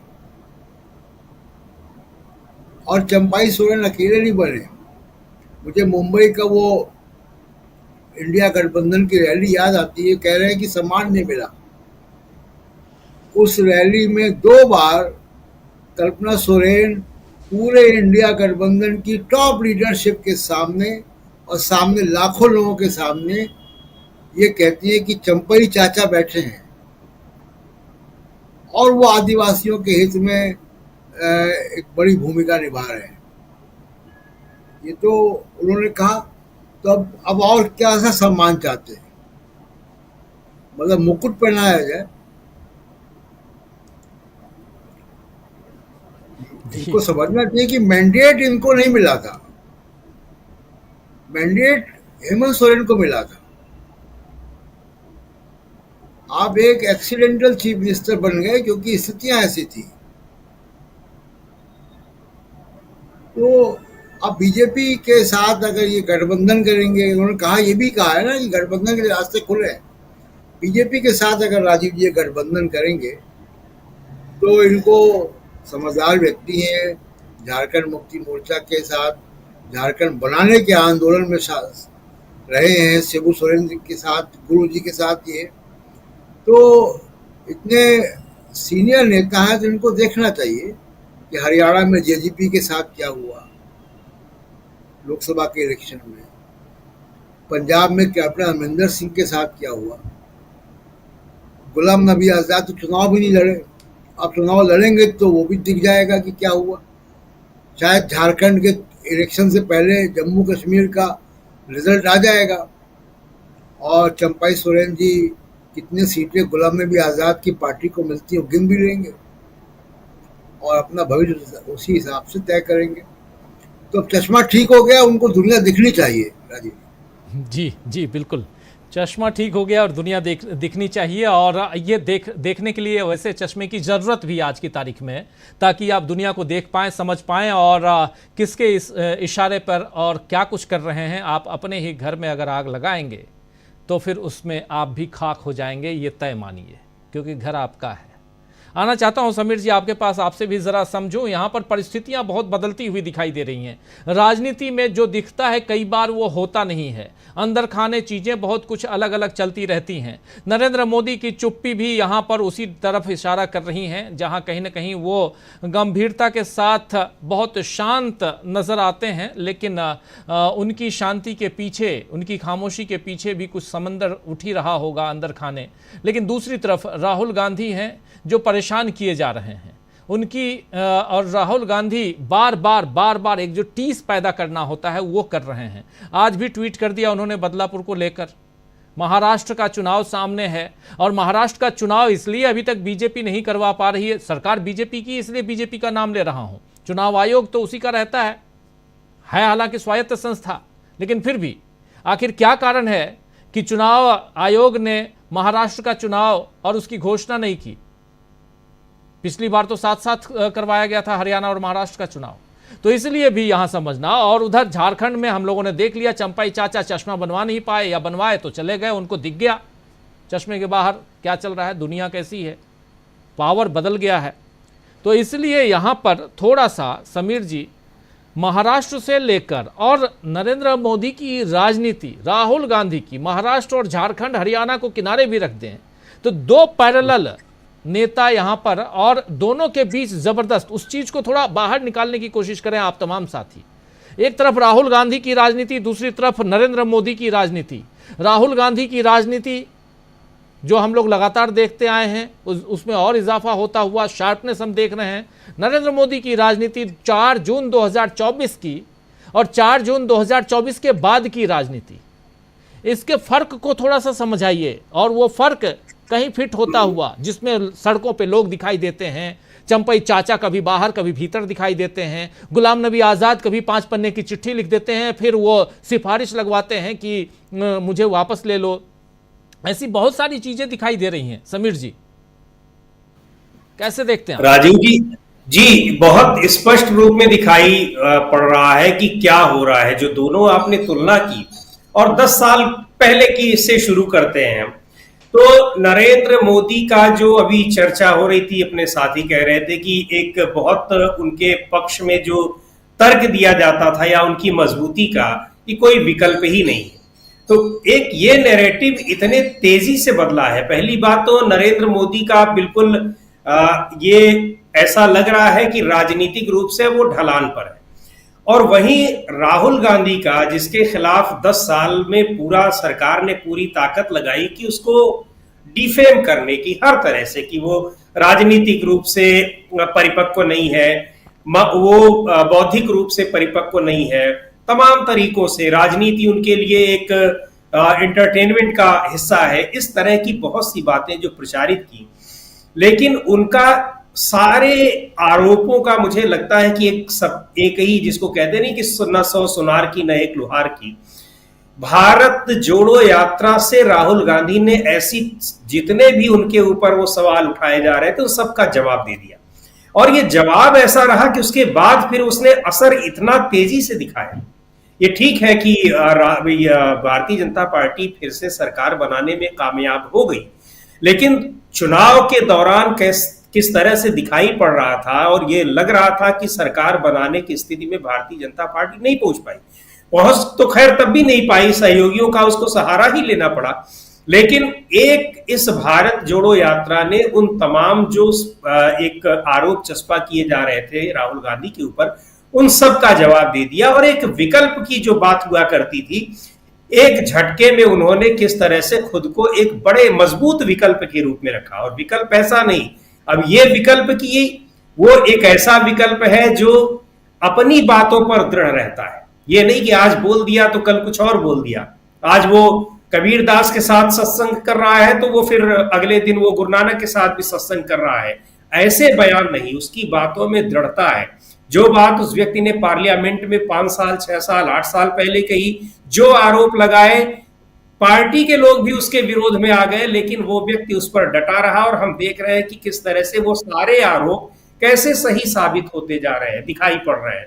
और ये तो तब सही साबित हो रहे हैं जब कोई जांच नहीं हो रही है कायदे की। जांच हो जाएगी उसके बाद अगर प्रॉपर वे में, तब बहुत सारी चीजें तो और पता लगेंगी। तो नटशेल में इसको कहा जाए तो बिल्कुल सीधे तौर पर यह है कि जो एक गढ़ी गई छवि थी प्रधानमंत्री नरेंद्र मोदी की तमाम चीजों के बारे में, कि कितने बड़े अर्थशास्त्री हैं, कितने बड़े दार्शनिक हैं, देश को कहां ले जा रहे हैं, विदेश नीति का तो ऐसा सुंदर उदाहरण दिया है कि न भूतो न भविष्यति कभी ऐसा हो सकता है। अब वो सारी चीजें कहां ले जा रही हैं, किस विदेश नीति के फ्रंट पर किस तरह से चारों तरफ से भारत कैसे अपने पड़ोसी देशों के साथ घिरा हुआ है, उनके साथ कैसे संबंध है, वो सब चीजें दिखाई पड़ रही हैं। तो ये अगर एक सार रूप में इसको कहा जाए तो बिल्कुल यही है कि जो कुछ छवि गढ़ी गई थी जिस तरह से, वो सारा एक झटके में वो पूरे ढलान पर प्रधानमंत्री नरेंद्र मोदी की दिखाई पड़ रही है। और दूसरी तरफ जिस तरह से एक डिफेम करने की पूरी एक ताकत लगा दी गई पार्टी की, सरकार की, सबकी, राहुल गांधी की छवि को डिफेम करने में एक झटके में किस तरह से उन्होंने अपनी इमेज को एक मेकओवर किया है, किस तरह से वो ऊपर उठती चली गई है। तो ये बड़ा अंतर है। और यही नहीं, जिस तरह से चुनाव के दौरान या चुनाव के बाद भी हम लोग लगातार देख रहे हैं कि तमाम ऐसी जगहों पर चले जाना, पहुंच जाना, लोगों से मिक्सअप होना बिना, और कोई ऐसा नहीं कि उसको इवेंट बना करके। अभी पिछले दिनों कहाँ गए थे वो एक ओला ड्राइवर के यहाँ, ये सारी चीजें ये दिखा रही है कि जितना जो ये पेशेवर वर्ग है, छोटे मोटे, जिनकी और किसी का ध्यान नहीं जाता है, ओला ड्राइवर्स हो, ये जो खाना पीना डिलीवरी करने वाले लोग हैं इनकी तरफ, और जूते चप्पल बनाने वाले, इस तरह के लोगों के बीच जाकर, कुलियों के बीच जाकर रेलवे स्टेशन पर उनकी समस्याएं सुनना, हम सरकार में आने पर क्या कर सकते हैं उनसे पूछताछ लेना, यानी ग्राउंड लेवल पर जाकर के ग्राउंड लोगों से बात करके उनके फीडबैक लेना, उनकी समस्याओं को सुनना, ये उन सब के भीतर एक विश्वास पैदा कर रहा है। ये वो नहीं है कि आपने 4 चुनिंदा लोगों को बुला लिया और पता भी नहीं चला कि ये वही लोग हैं जिन्होंने कुंभ में सफाई की या नहीं की। आपने उनके पैर धुल लिए और सारी चीजें दिखा दी, एक कह लीजिए कि उसको दिखावटी टाइप का काम करके। बाद में पता चला कि उनमें से तो कई वो थी ही नहीं वहां पर। तो कहने का मतलब यह है कि जिस तरह से अपने एक सच्चे व्यक्ति की, सच्ची अपनी बातों पर अडिग रहने की और लोगों के साथ जुड़ाव बनाए रखने की या उनकी समस्याएं जानने की कोशिश करने वाले व्यक्ति की छवि राहुल गांधी ने अपनी अर्जित की है, रही शुरू से ही है, लेकिन इतना डिफेम किया गया कि वो छवि निकल कर बाहर नहीं आ पाई। पर भारत जोड़ो यात्रा के बाद से वो सारी चीजें निकल कर बाहर आई और लोगों को विश्वास हुआ कि हम लोग दूसरों के कहे पर किस तरह से एक ऐसे व्यक्ति के नेतृत्व को नकार रहे थे जो वास्तव में नेतृत्व करने वाला है। ये बात मैं इसलिए कह रहा हूं कि ये लोकसभा चुनाव के दौरान राहुल गांधी के बारे में लोगों के विचार को बदले हुए जो हमने देखा है, उसके आधार पर मैं कह रहा हूं, और वो चीजें लगातार दिखाई दे रही हैं। तो एक बार फिर से वही बात कहूंगा कि बिल्कुल संक्षेप में अगर इसको कहा जाए तो मोदी जी की अपनी छवि जो कुछ भी गढ़ी गई वो अब बहुत तेजी से ढलान की ओर जा रही है, और राहुल गांधी अपनी छवि को जनता के बीच उसी तरह से उनका ग्राफ उठता हुआ दिखाई पड़ रहा है। बहुत साफ तरीके से ये चीजें स्पष्ट नजर आ रही हैं। जी जी बिल्कुल। राहुल लाल जी, आप इस मसले को कैसे देखते हैं? नरेंद्र मोदी बनाम राहुल गांधी, और दोनों की अगर राजनीति की बात की जाए तो कहाँ दोनों कहाँ किस दिशा में दोनों दिखाई देते हैं, कौन कहाँ फिट दिखाई देता है? देखिए, प्रधानमंत्री मोदी जी की जो पूरी राजनीति है वो राजनीति तो सीधे सीधे नफरत के राजनीति पे वो टिके हुए दिखते हैं, डिवाइडर इन चीफ के भूमिका में दिखते हैं। देखिए, आपको याद है राजीव जी कि जब राजस्थान के चुनाव हो रहे थे तो उस समय आप राजस्थान में ही मौजूद थे, और प्रधानमंत्री विधानसभा चुनाव की बात कर रहा हूं, किस तरह से खतरनाक भाषण दे रहे थे। फिर सोचिए कि लोकसभा चुनाव में उन्होंने राजस्थान से किस तरह की बातें कही ना। वो बातें हम लोग सामान्य चर्चा में नहीं कर सकते, लेकिन एक समूह विशेष को लेके, फिर मंगलसूत्र से लेके पता नहीं कहां कहां तक चले गए प्रधानमंत्री।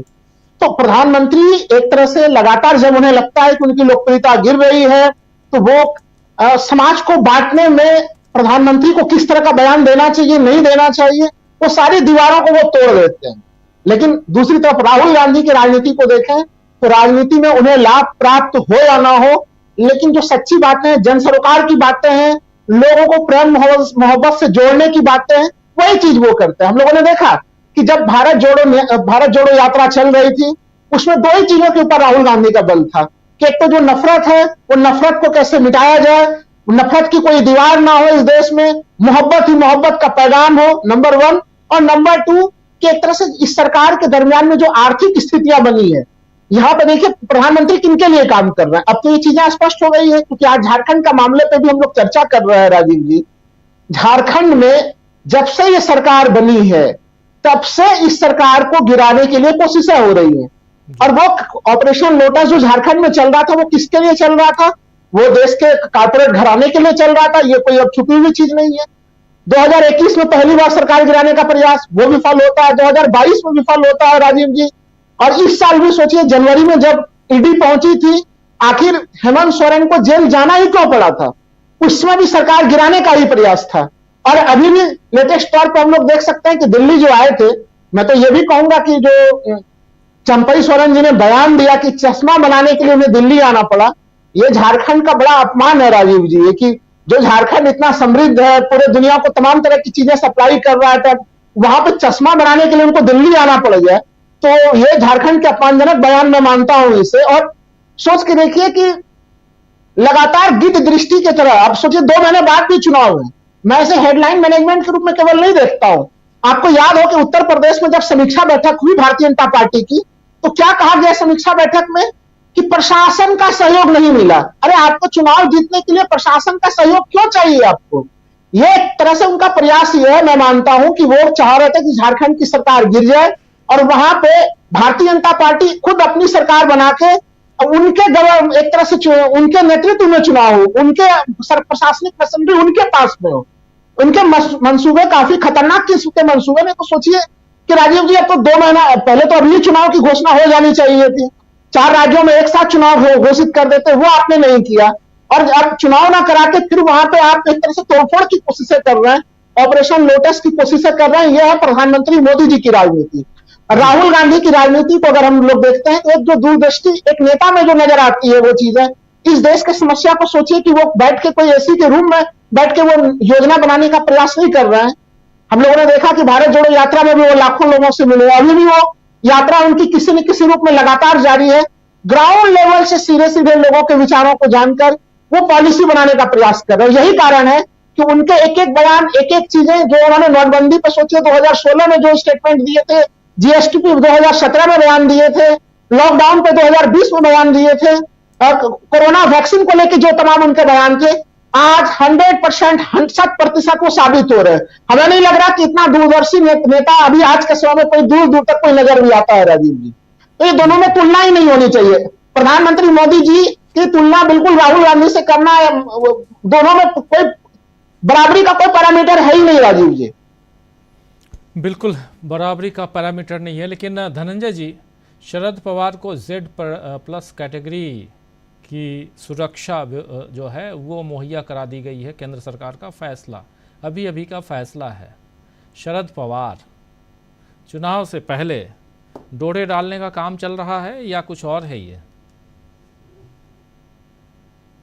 देखिए, शरद पवार न तो चंपई सोरेन है, न अजित पवार है, न जीतन राम मांझी है, वो शरद पवार है।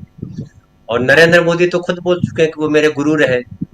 भले अमित शाह जी आकर के कह देते हैं कि वो क्या बोला था उन्होंने, कि बोला था कि ये जो है सरगना है, भ्रष्टाचारियों के सरगना है। तो भ्रष्टाचारियों के सरगना है तो जेल में बंद कीजिए, बाहर खुला क्यों छोड़ दिया भाई? तो महाराष्ट्र में पूरी रणनीति जो है फ्लॉप है।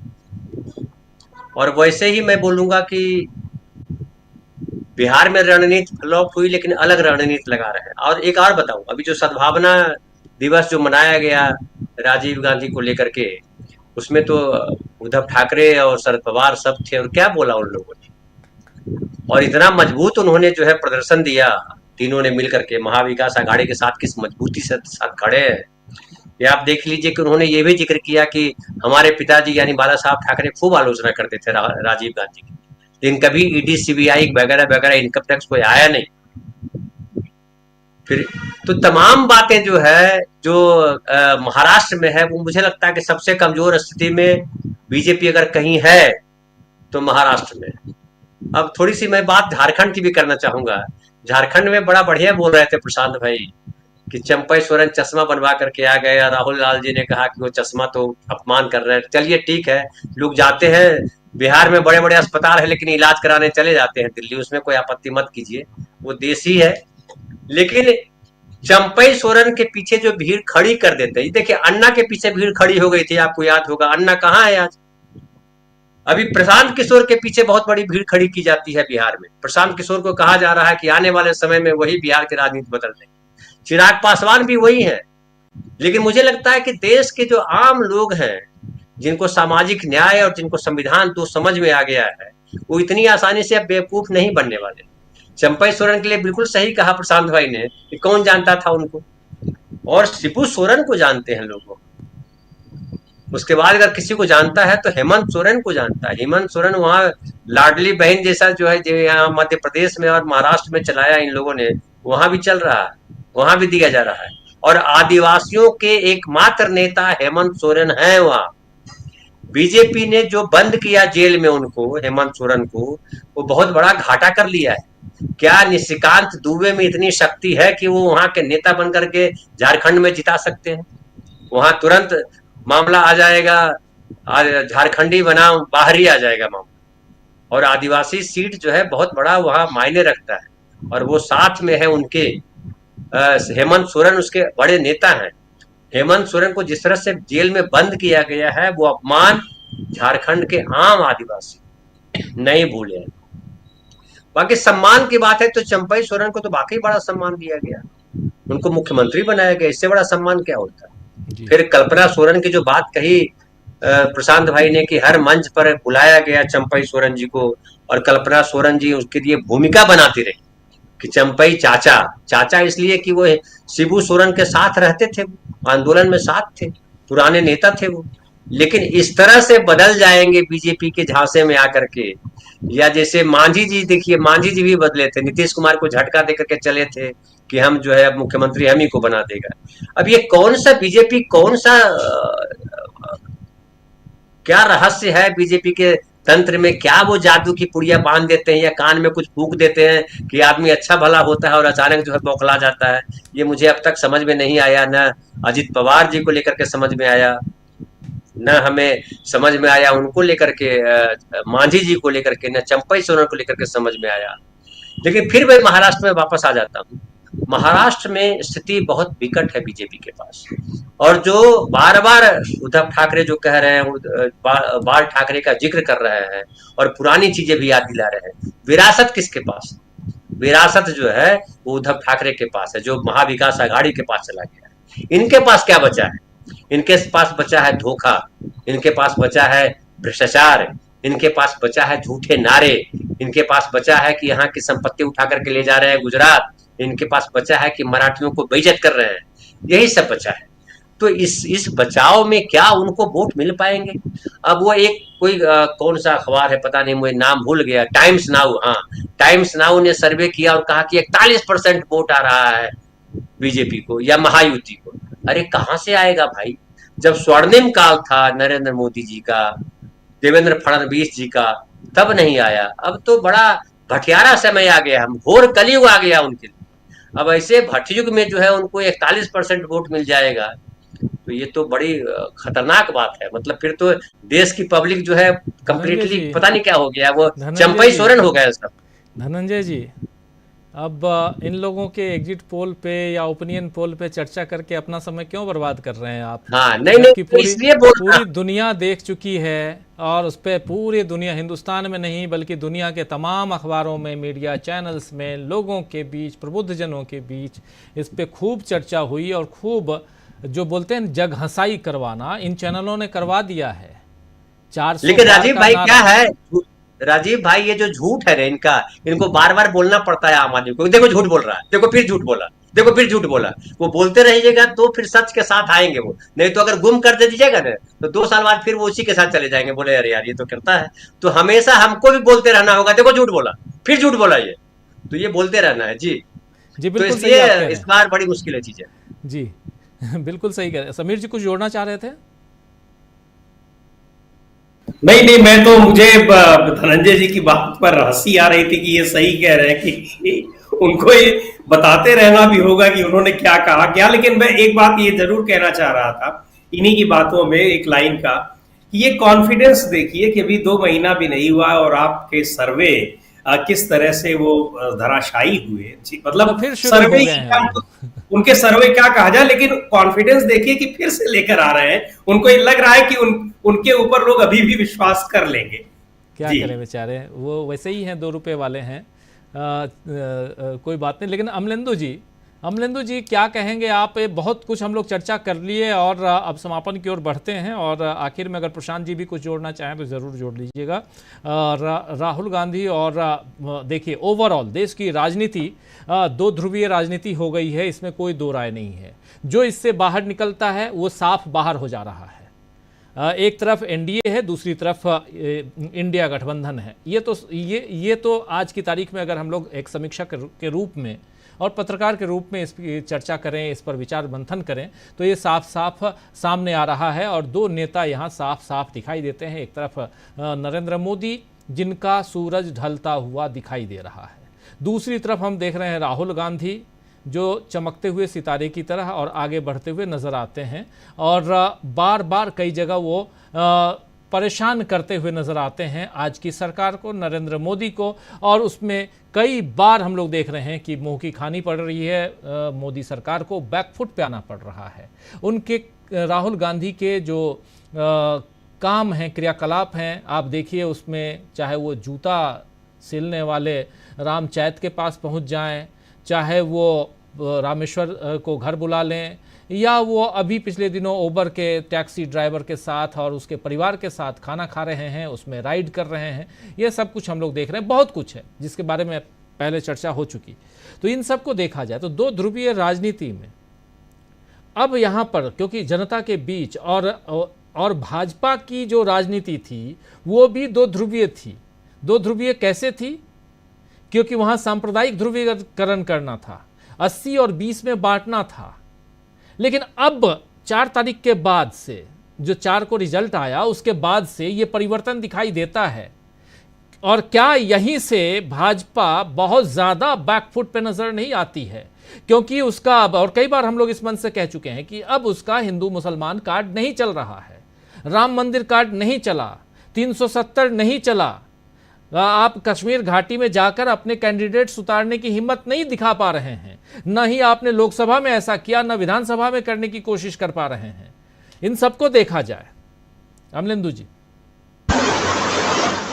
राजीव जी, इसको इस तरीके से समझा जाए कि एक परिचित हैं और उनके कोई रिलेटिव जो है वो राजनीति में सक्रिय होना चाहते हैं और उनसे सलाह ले रहे थे कि किस पार्टी से किया जाए। तो उन्होंने कहा कि बीजेपी को छोड़ के चाहे किसी से भी ले लेना, क्योंकि बीजेपी का सूर्यास्त नजदीक है। ये एक समझदार व्यक्ति जो पिछले लगभग 30-40 सालों से देश की राजनीति का अध्ययन कर रहा है, उसकी अपने रिश्तेदार को सलाह थी कि भाजपा को छोड़ के चाहे किसी से ले लेना, क्योंकि भाजपा का सूर्यास्त है। ये जिस एजेंडे पे चल रहे थे वो एजेंडा अब खत्म हो चुका, लोग समझ चुके हैं कि इनका एजेंडा क्या था। राजीव जी, भारतीय जनता पार्टी के साथ दिक्कत क्या है कि उसकी ना तो कोई अपनी आर्थिक विचारधारा है, ना कोई उसकी समाज को आगे ले जाने की विचारधारा है। जो भी कुछ उसकी विचारधारा है वो आरएसएस की दी हुई विचारधारा है, और आरएसएस की दी हुई विचारधारा नफरत और विभाजन के विचारधारा है। तो उस नफरत और विभाजन की जो विचारधारा है उस पर आप लंबे समय तक नहीं चल सकते हैं। ये सही है कि नफरत और विभाजन की विचारधारा समाज को आसानी से बांट सकती है, जल्दी लोगों की समझ में आती है, क्योंकि बुराई जल्दी आगे बढ़ती है और सच्चाई और अच्छी बातें जो है वो थोड़ा देर से फैलती है। लेकिन अच्छाई जो है वो कभी हारती नहीं है, अंततः जीत उसी की होती है और बुराई की हार होती है। ये हम रावण के अंत से अब तक देखते आए हैं। बार बार जब दशहरा आता है और दशहरे पर जाकर के खिचड़ी भी बहुत खाई जाती है, लोग खाते हैं स्वयंसेवक जाकर के, लेकिन वो ये नहीं समझ पा रहे हैं अभी तक स्वयंसेवक कि जिस दशहरे पर जाकर के आप खिचड़ी खा रहे हो, दशहरा संदेश क्या देता है? संदेश यही देता है कि अच्छाई की जीत हमेशा होती है और बुराई जो है वो हमेशा हारती है। लेकिन भारतीय जनता पार्टी की पूरी राजनीति जो है वो बुराइयों पर ही आधारित है, वही उसका एक तरह से कहा जाए यूएसपी राजनीति। तो अब प्रधानमंत्री नरेंद्र मोदी जो कर रहे हैं, जाहिर सी बात है राजीव जी, नरेंद्र मोदी अलग से कुछ नहीं कर रहे हैं। जो संस्कार उनको संघ की शाखाओं में मिले होंगे उन्हीं के जरिए वो आगे बढ़ रहे हैं, और जाहिर सी बात है कि उन शाखा के संस्कारों को लेकर जो जितना ज्यादा है उसको आगे बढ़ा के ले जाएगा, वो उतना ज्यादा आगे बढ़ता चला जाएगा। हो सकता है मोदी जी से ज्यादा उन संस्कारों को कोई आगे बढ़ाने वाला हो तो मोदी जी से आगे भी पहुंच जाएगा। तो बहुत सी चीजें इस पर निर्भर करती है। राहुल गांधी जिस बात को लेकर चल रहे हैं, और राहुल गांधी ने लगातार खासतौर से जो उनकी भारत जोड़ो यात्रा थी राजीव जी, उससे उन्होंने जो संदेश दिए वो संदेश बहुत महत्वपूर्ण थे, और उस संदेश का जनता के ऊपर असर भी हुआ। और ये देखने में आ रहा है राजीव जी कि अब जनता इस बात को अच्छी तरीके से समझ रही है कि भारतीय जनता पार्टी का पूरा एजेंडा का है। राहुल गांधी जो बात कर रहे हैं वो विभाजन को समाप्त करके समाज के आखिरी पायदान पे जो खड़ा व्यक्ति है उस तक विकास पहुंचे, सरकार की योजनाओं का उस तक लाभ पहुंचे, और देश के संसाधनों का न्यायपूर्ण हो, राहुल गांधी इसकी बात कर रहे हैं, और जो कि एक कल्याणकारी राज्य की भूमिका होनी चाहिए, राहुल गांधी उसकी बात कर रहे हैं। तो ये बात लोगों को अब समझ में आने लगी है। भारतीय जनता पार्टी की परेशानी का असली कारण भी राजीव जी यही है, क्योंकि भारतीय जनता पार्टी समझ रही है कि जनता उसका विभाजनकारी एजेंडा भी समझ चुकी है, और राहुल गांधी के उस एजेंडे को भी समझ चुकी है कि समाज को किस तरीके से एक बेहतर समाज बनाना है और देश को किस तरीके से एक उन्नत विकसित राष्ट्र बनाना है। इस एजेंडे को भी जनता समझ रही है कि राहुल गांधी का एजेंडा क्या है। तो यही बात है राजीव जी की प्रधानमंत्री नरेंद्र मोदी अब लगातार पिछड़ते हुए नजर आ रहे हैं, क्योंकि प्रधानमंत्री के पास भी विभाजन की बातें करने, मटन, मंगलसूत्र, मछली, इस सब के अलावा प्रधानमंत्री के पास भी कुछ है नहीं। जब भी प्रधानमंत्री के मुखारबिंद से कुछ निकलता है तो इसी तरह की कुछ ना कुछ बातें निकलती हैं। यहाँ तक कि राजीव जी जब वो बात करते हैं लाल किले की प्राचीर से, और 15 अगस्त को जब ध्वजारोहण करते हैं उसके बाद भी जब वो बात करते हैं, तो जब सिविल कोड की बात करते हैं तब भी बताते हैं कि पहले सिविल कोड जो था वो क्रिमिनल था, ये बताने से वो नहीं चूकते हैं। इसका मतलब कि लाल किले की प्राचीर पर पहुंचकर ये प्रधानमंत्री को ये एहसास होता ही नहीं है कि वो 140 करोड़ लोगों के प्रधानमंत्री हैं, और इत्तेफाक से जो है, या कहिए धोखे से, तीसरी बार भी उन्होंने शपथ ग्रहण कर ली प्रधानमंत्री की। तो यही राजीव जी अंतर जो है प्रधानमंत्री नरेंद्र मोदी और राहुल गांधी के बीच का है। जनता भी इसको समझ रही है, नरेंद्र मोदी भी इस बात को समझ चुके हैं, और इसलिए राहुल गांधी की कुर्सी जो है वो पीछे रखवाई जाती है, ताकि राहुल गांधी का सामने दिख जाएंगे तो लाल किले के प्राचीर से जो लिखा हुआ भाषण भी पढ़ा जा रहा है उसमें भी कुछ गलतियां हो सकती हैं। राजीव जी, जनता इस बात को अच्छी तरीके से समझ रही है, और प्रधानमंत्री भी समझ रहे हैं, और हम लोग तो खैर इसकी विवेचना करेंगे। जी प्रशांत जी, लेकिन कुछ और बोल रहे थे। प्रशांत जी को जो बताया गया था वो कुछ और था, कि हड़बड़ाहट भी हो जाएगी, शायद घबराहट में कुछ बोलना कुछ है और निकलता कुछ और है। जी जी जी, उनको सामने दिखेंगे तो वो विचलित हो जाएंगे भाषण में। तो ये भी एक वजह थी राहुल गांधी को पीछे बैठाया गया, लेकिन वो 5वीं 6ठी लेन पे बैठाकर ऐसा नहीं हो सकता कि आप किसी का राजनीतिक कद खत्म कर दो। ये अपने हम लोग खुश हो सकते हैं कि हम अपने घर में किसी का फोटो नीचे लगा दें तो वो नीचे हो जाएगा। ये वूडू नहीं चलता है राजनीति में।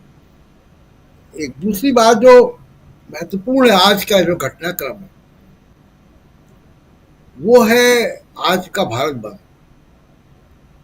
और भारत बंद उसी सिद्धांत पर देश की राजनीति को आज ले जाएगा। एक बड़ा कदम उसने बढ़ा दिया है, जिसकी बात पिछले कुछ एक वर्षों में हो रही है। और देखिए, दो बहुत साफ सी धाराएं हैं यहाँ पे। एक सिद्धांत की राजनीति है और एक व्यक्तियों की राजनीति है। मैं झारखंड मुक्ति मोर्चा का एग्जाम्पल दूं 1 मिनट के लिए। तो झारखंड मुक्ति मोर्चा की अवधारणा क्या है? झारखंड को बिहार से अलग राज्य का, एक आदिवासी राज्य का, आदिवासी बहुल राज्य का दर्जा दिलाने के लिए वो आंदोलन था। जल जंगल जमीन की वो अधिकारों की, आदिवासियों की बात करते हैं। अब चंपई सोरेन वहां से निकल कर आते हैं तो वो पूरा का पूरा जो आंदोलन की वैल्यूज हैं उसको नहीं ले जा सकते। कांग्रेस से कोई बीजेपी में जाता है तो वो कांग्रेस की वैल्यूज नहीं ले जाता है। तो ये सबसे बड़ी बात है। दूसरी जो महत्वपूर्ण आज का जो घटनाक्रम है, और उसमें एक विशेष बात, क्यों नरेंद्र मोदी समझ नहीं पा रहे हैं इस पॉलिटिकल पल्स को। बहुत तजुर्बेकार पॉलिटिशियन है, लेकिन उनका तजुर्बेकार के साथ साथ एक खास चश्मे से दुनिया को देखते हैं। वो खास चश्मा हिंदू मुसलमान का चश्मा है। वो करिश्माई चश्मा उनके लिए साबित हुआ है। हर चुनाव में मुख्यमंत्री के तौर पे, प्रधानमंत्री के तौर पे उस करिश्माई चश्मे ने काम किया है कि हिंदू मुसलमान करते हो चुनाव जीत जाओगे। लेकिन अब माहौल देश का बदल रहा है। अब जो बहुत बड़ा आबादी है देश की, वो अधिकारों की बात कर रही है। और ये पहली बार हो रहा है। ये पहली बार हो रहा है कि जब भारत का संविधान सुप्रीम कोर्ट के chamber, parliament house, India international centre की सेमिनारों से निकलकर सड़क पर आ रहा है। तो तो ये तब्दीली भारत के समाज में हो रही है। जो नया जनरेशन आ रही है वो अधिकारों की बात कर रही है।